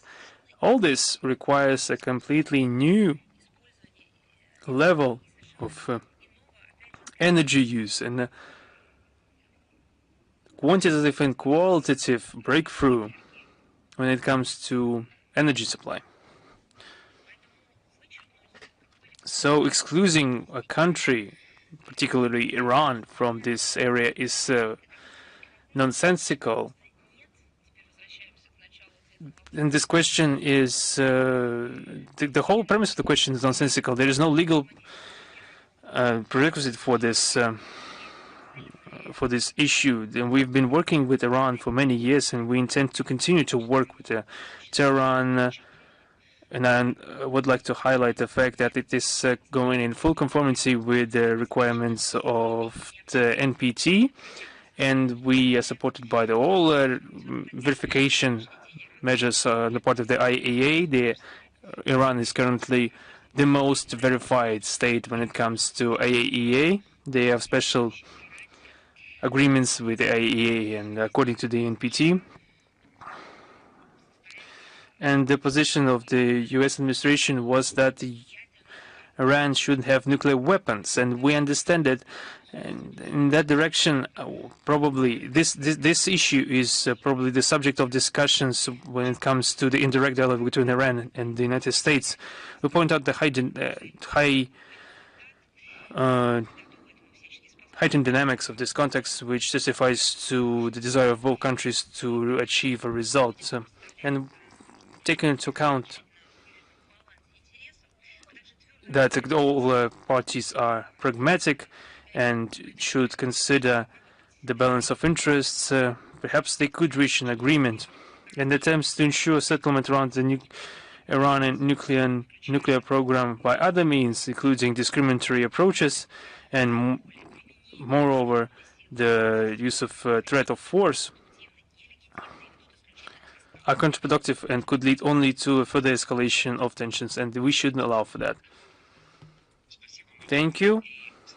And my second question concerns the crisis and the border between India and Pakistan. Recently, India has closed another dam that supplied water to Pakistan. Pakistan tested a new ballistic missile in the wake of this. Escalation has been growing, and in that regard, what are the steps taken by Russia to de-escalate tensions between the two countries, and what is your evaluation of the situation? We are worried about the escalation of tensions between India and Pakistan following the terrorist attack in Pahalgam on April 22nd. Russia is a consequent supporter of normalization of relations between two countries that are friendly to us. We hope that the current disagreements will be settled by political diplomatic means on bilateral basis, and we hope that the concerned states will not allow for a new aggravation of tension in the region. We maintain direct contact with the Indian and Pakistani partners and also through foreign policy agencies. Thank you very much. Is Anadolu with us? Yes, good afternoon. Anadolu Agency, how would you comment on the rare earth metals deal between Ukraine and the United States, would this influence the settlement of the conflict of Ukraine? And does Russia and the United States hold negotiations on a joint exploitation of rare earth minerals? And it's impossible to see comments even from on the part of Ukrainian authorities because they haven't read it. They don't understand what has been written in it. I would build my response to your question on the basis of two parts. If we talk about exact comments, they are impossible right now because no one saw this text. Moreover, there's been a lot of conflicting sources and conflicting information. We see each day we have more questions. Allegedly, 3 documents were signed in Washington, and not 1, and the texts have not been published. And those 3 documents have classified addendums. How could we comment on something that no one knows about, barring those who were present at the table of negotiations in Washington on the 8th of May? That's the most surprising story, that this package will be brought to be ratified by the Verkhovna Rada of Ukraine. Perhaps the deputies, the MPs, will be lucky to at least catch a glimpse of this document before being forced to press the buttons. Everyone is in anticipation. That's the kind of democracy that we are witnessing. I haven't seen anything like that ever. If you could give me any example where a parliament was offered to vote for something they haven't seen, I would be thankful to you. Perhaps there was one time in history, and after that one time, there's been a Russian statement, cat in the bag.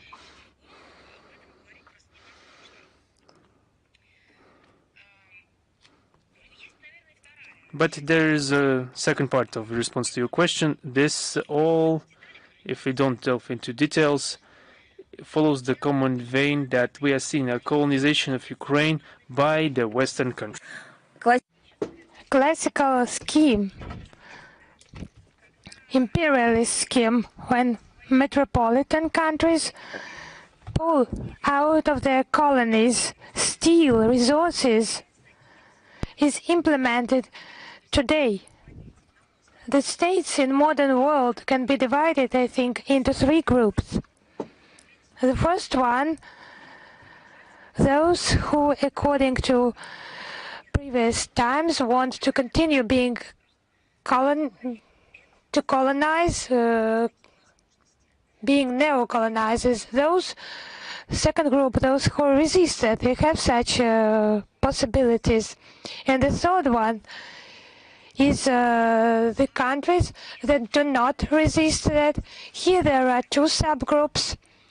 A, those who do not have a possibility to resist. And the second subgroup, those who do not want to resist because they have been paid for that. I think in the last group and the second subgroup, it's the Kiev regime. It wants to be personally allocated the money for giving away natural resources that belong to the entire Ukrainian people, historically must belong to them. So here in that way, it's all obvious and clear. They have all sold their resources. They're selling their people for organs, and the legislation has been developed and adopted by himself, by Zelensky in Ukraine. Now they have reached this category of natural resources. Thank you. If you have no more question, I would like to precise, is China Media Corporation with us?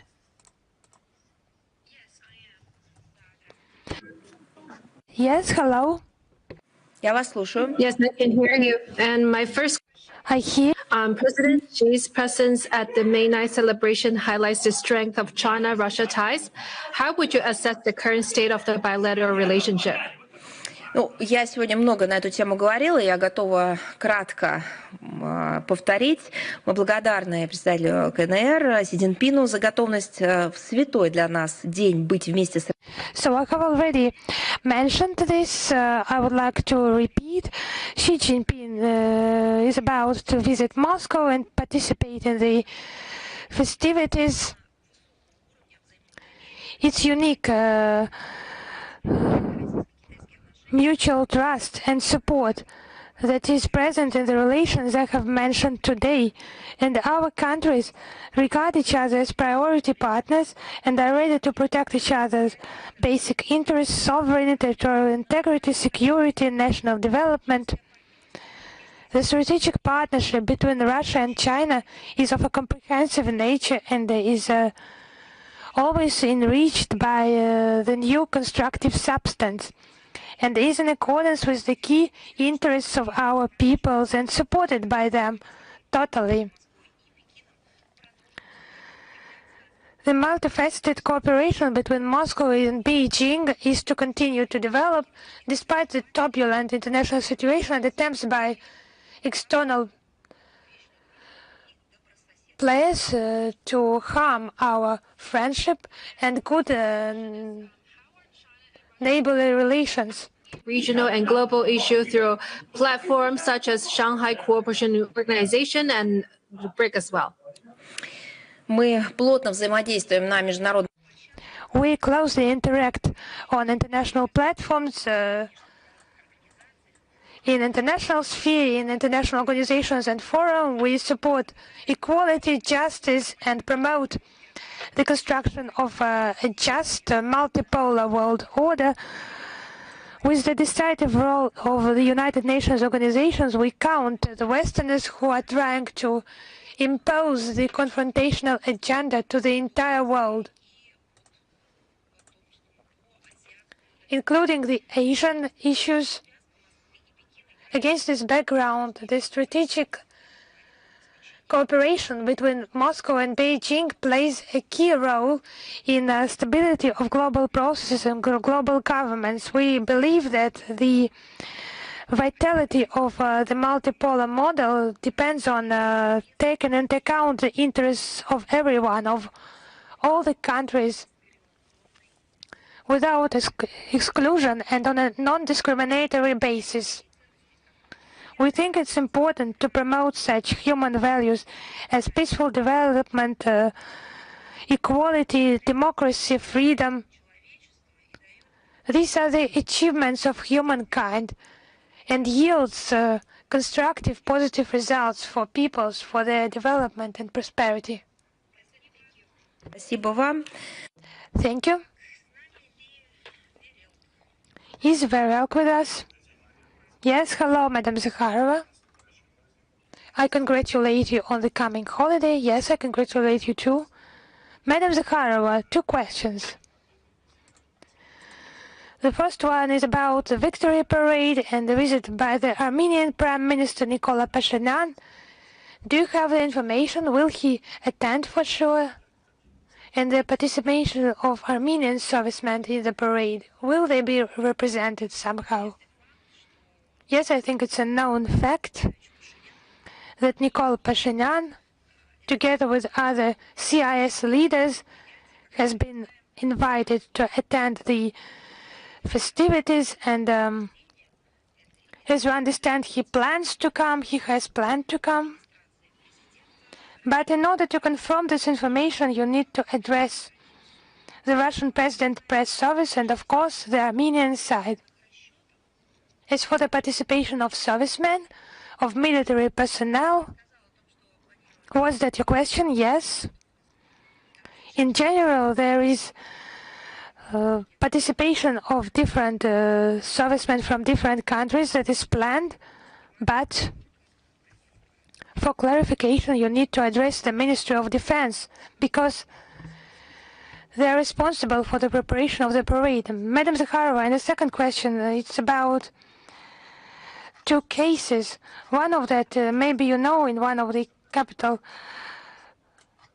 districts of Yerevan, there was an incident. One person who represents a pro-Western party. He said there was a provocation against him by Russian embassy for visiting Bucha last year.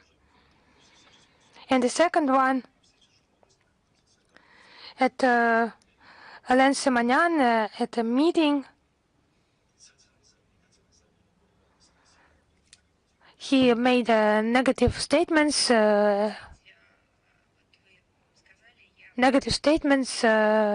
against Russia. Actually, you have mentioned this, but it's difficult for me just to imagine. In some city district of Armenia, there was some unrest where the Russian embassy was allegedly active. It's just hard for me to imagine how that could happen. I have a question for you in turn. Those who were trying somehow to link Russia to this issue, do they have some facts? How the Russian embassy, in their opinion, in this city district, how could the Russian embassy manifest itself? Just Biden and Clinton, they just have invented a story about Russian hackers who disturbed them, but then it turned out it was not true. Then someone invented a story about Novichok poison. So how technically could that happen according to those who have started to accuse Russian embassy of that unrest or some problems, as you have mentioned? It's just interesting. It's really interesting for me. I have heard many cases. This case, actually, I hear for the first time about this city district, but I would like just to know. I have not studied this issue in detail, just general information. I think it's just an attempt to resolve the domestic issues with the use of some foreign policy facts.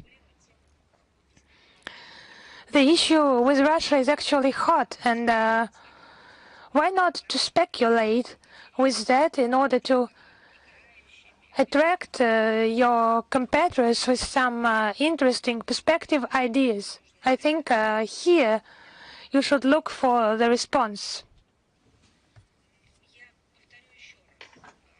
I would repeat, we have heard so many things from different countries on our alleged interference. We do not interfere, and there are no such cases. Do not interfere in some elections in sovereign countries. What they have tried to accuse us of, to offend us, it has turned out to be fakes, misinformation, lies in domestic policy, or in order to justify their foreign policy actions. It does not facilitate the relations and the foreign policy situation. So I just do not want to study that in detail. Actually, those Brussels methodology are starting to be implemented on the territory of Armenia. It's just painfully familiar, so familiar, and I have cited some examples for you.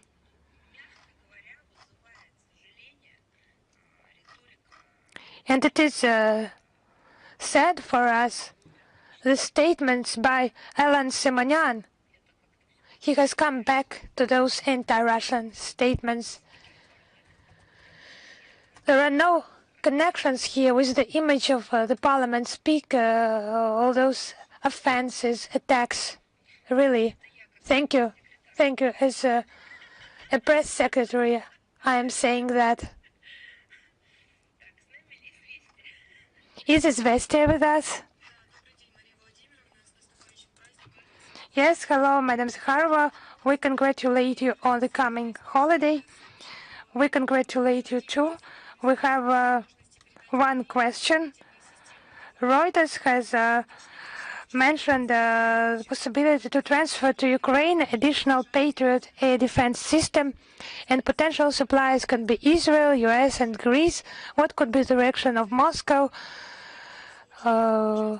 with regard to the supplies of weapons to Kiev, and how can that influence the further conflict, those supplies of air defense systems to Ukraine?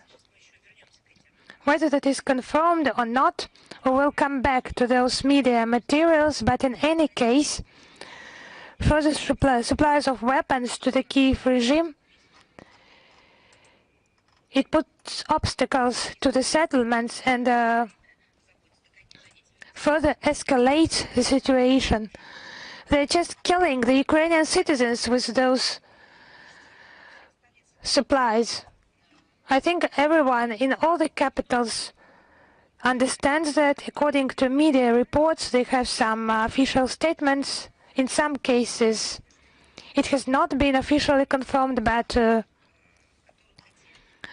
we hope that in all the capitals they understand that where those plans are considered or analyzed, also in Washington, that according to its highest representatives just continues to seek some peaceful solution to the crisis. Among the potential donors are Israel, Greece, the US, Germany. If it is the truth, the Israeli stance is shocking because they are supplying weapons to a neo-Nazi regime. The regime under the banners of Bandera and Shukhevich, who have directly participated in the Holocaust. So who are they supporting? Those neo-Nazi defendants, or they either combat the Holocaust or they support the neo-Nazi regime, because the Kiev regime, it openly supports the neo-Nazi collaborators. Just have a look how our common memory of the great victory is treated in Israel by the Israeli citizens. The Israeli parliament has adopted the relevant legislation on honoring these memorable dates, on honoring the memory. It's just a contradiction. So supporting someone who is associated with Bandera, Shukhevich, and those who have committed the actions of Holocaust. Actually, the Israeli embassy has not replied to those statements, and for Zelensky regime, it's just another way of begging of more weapons and of including air defense systems. He used to demand them, then he went on to blackmail.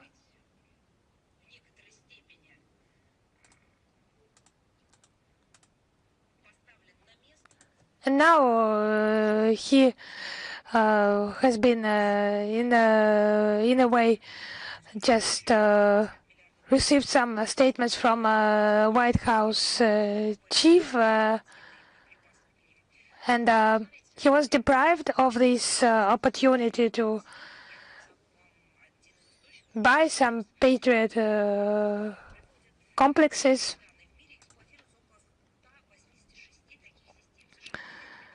We have the data that 186 such systems are used in the world. For the US, it's about 1/3. The rest are in Europe, Asia, and the Middle East. In Europe, there are 40 such complexes, and Germany and Greece, 15 such air defense systems.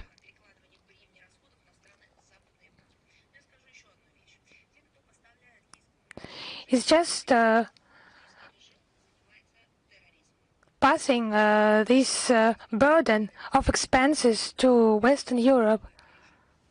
And Now, those who supply those weapons, they just facilitate the actions of the Nazi Kiev regime. Now, the statements I have quoted today, that they do not guarantee the security of the parade on Red Square and possible strikes against civilian population, I have quoted today directly, that they confirm such a possibility, targeted strikes against civilians.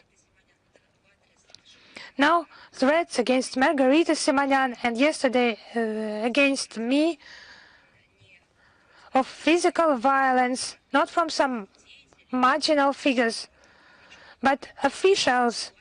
Yes, there are somehow officials on the territory of Ukraine. Yes, those who supply weapons to the Kiev regime, they just need to understand they just sponsor the neo-Nazis and ship weapons to them. How is that all linked? And the statements made by those countries on fighting terrorism, inadmissibility of international terrorism, countering racism, and so on. They just need to be aware. They just do not just support the Kiev regime that is not democratic, that is illegitimate, but they support terrorists with Nazi ideology. Thank you very much. Is News.ru are you with us?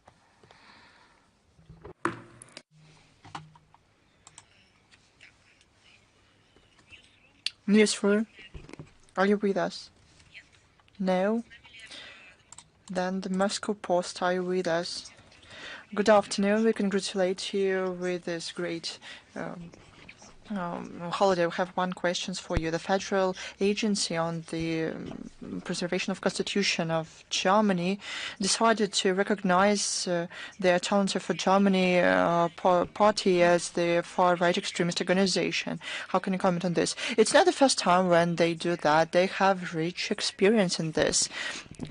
It is with the prohibition of political parties that the Nazis started their path to power in 1923. They prohibited other public organizations that played a significant role in the political life of the country.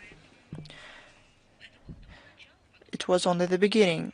After that, as you remember, there were bans on professions, and later they went to faith, nationalities, then they started to physically separate people, then they started to put people into to use them as a labor force. This happened in the history of Germany, and it was enshrined in law back then. At the current stage, Germany didn't come to such ends, but they shouldn't repeat the mistakes that cost a lot to Germany and the world. As we see, this trend is alive in Germany. Traditionally, we don't comment on the internal political agenda. We do not interfere in internal affairs of third countries. We don't comment publicly the political processes. But the point is that they try to connect it to Russia. They usually in their internal affairs refer to Russia, to our country. What is also surprising, there is a special agency that is aimed at to protect the democracy and constitution. and they want to prohibit the party that almost 30% of the population in Germany vote for. It's an interesting story. If they prohibit this party, what do they do with the people, with the 1/3 population of the country? Are they going to ban them, to cross them out, to expel them?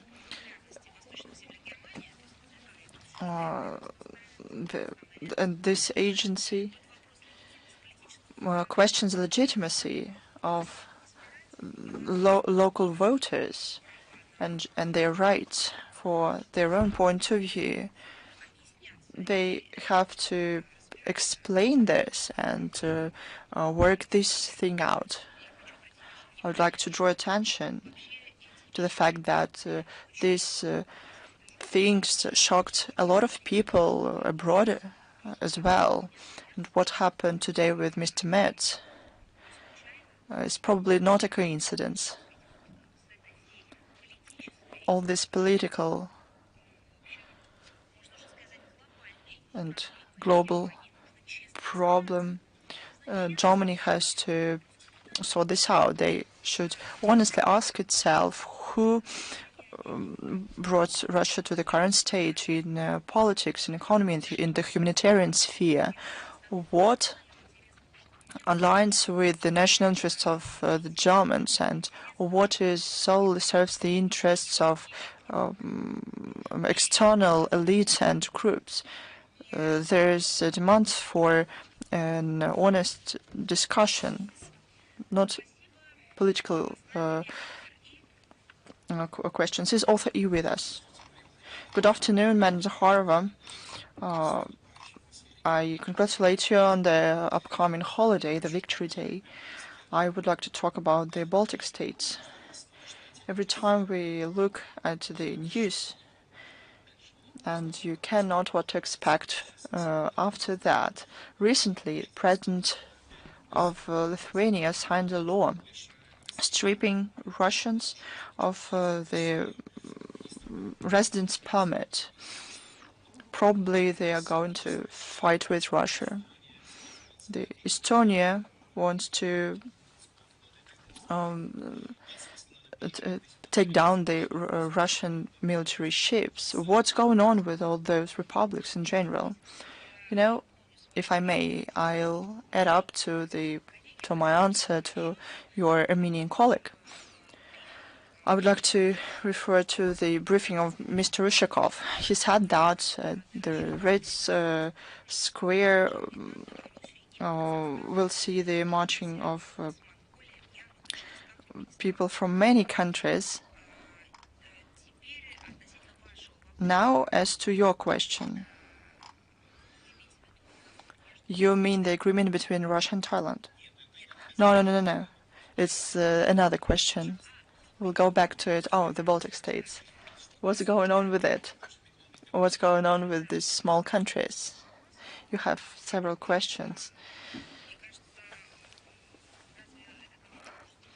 This cannot surprise anyone. The state policy of the Baltic states, unfortunately, is not based not on Russophobia, but they have a practical plan on how to make the life of their own citizens even more difficult and sometimes even unbearable, because natural partner, neighbor, an economic cooperator, I don't know,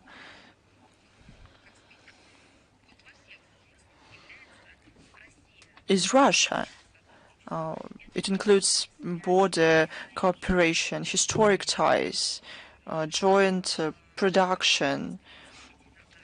It started several decades ago. All of this should be destroyed and trampled upon.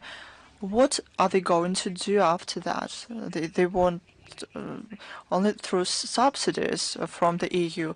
Do the subsidies go for the development, to education in the Baltic states? Of course not. This only help keep this democracy afloat, and it ensures the instructions from the EU and pursues a Russophobic policy. Have you heard anything about scientific achievements in these countries? about breakthroughs in agriculture, in the cultural life, in fishing. Have you heard anything? Probably you're going to tell me about exploration of outer space and other galaxies. What do these countries give to themselves and to the world community besides Russifer poison?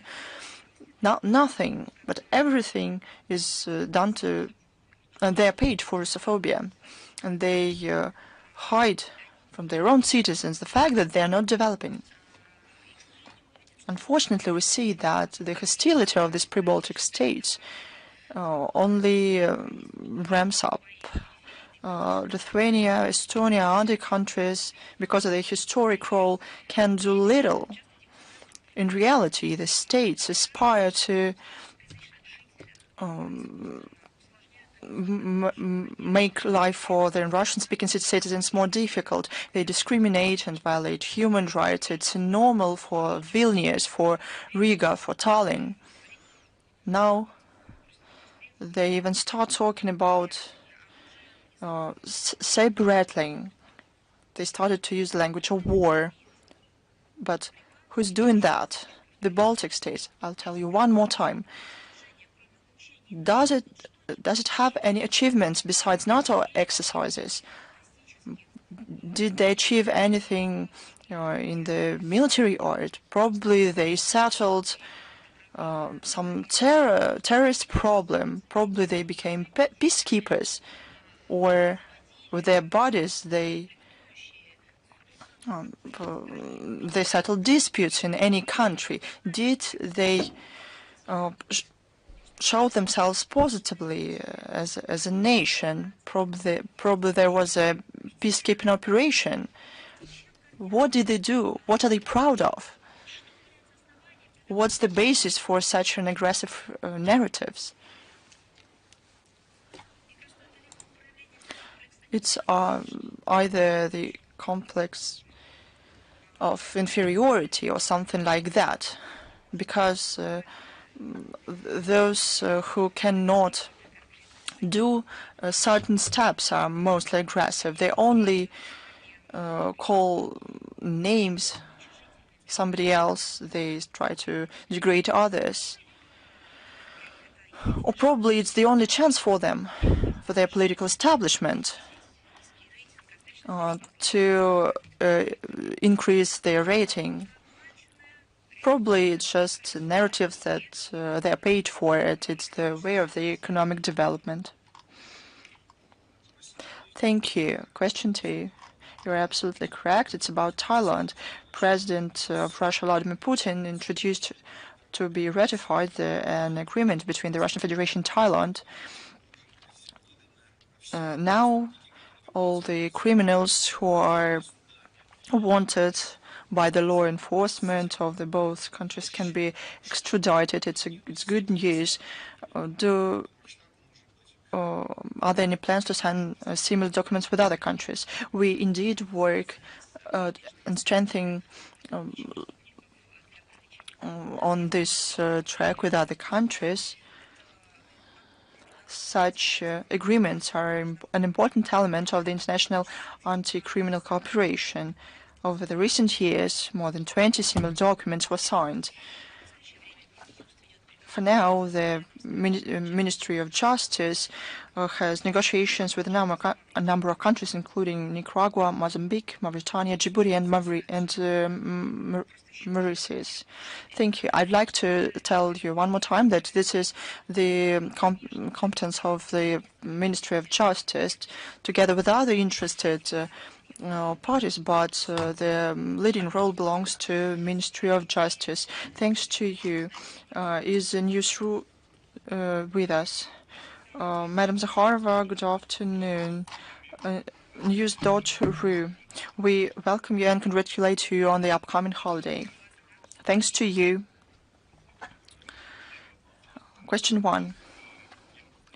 The EU said that it's going to increase the support to Ukraine. The US and Russia don't negotiate the settlement of the conflict. The European Commissar on Defense said that he didn't rule out the possibility that the cost of this support will go to 40 billion euros from the current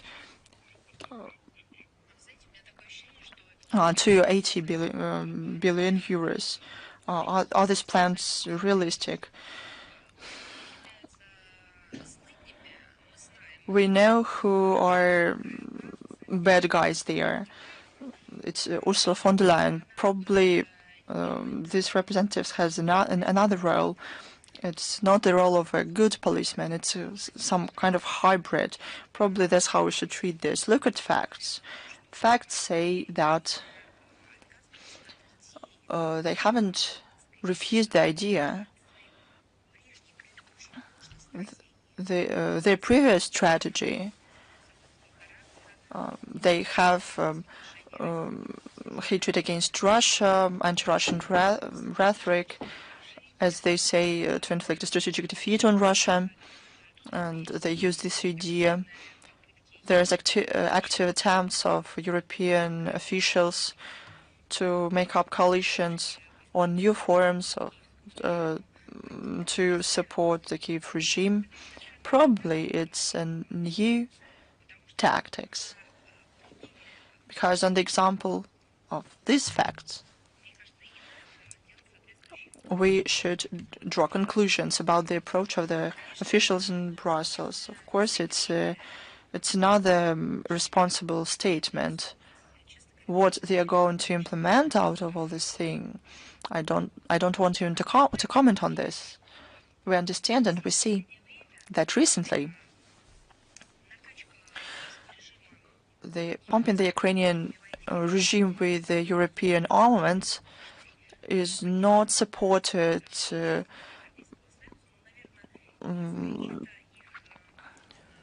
way it used to. Not because of their relations with the US, but because people in the EU countries started to ask questions, they started to vote, started to demand explanations why they live the way they do and not the way they were promised, why they have to sponsor this bloodshed, why they have to send their money to support a crazy person.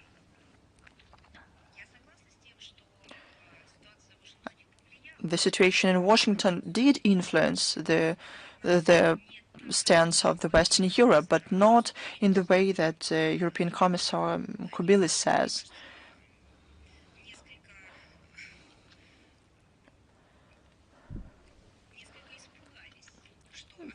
Because they became terrified a little that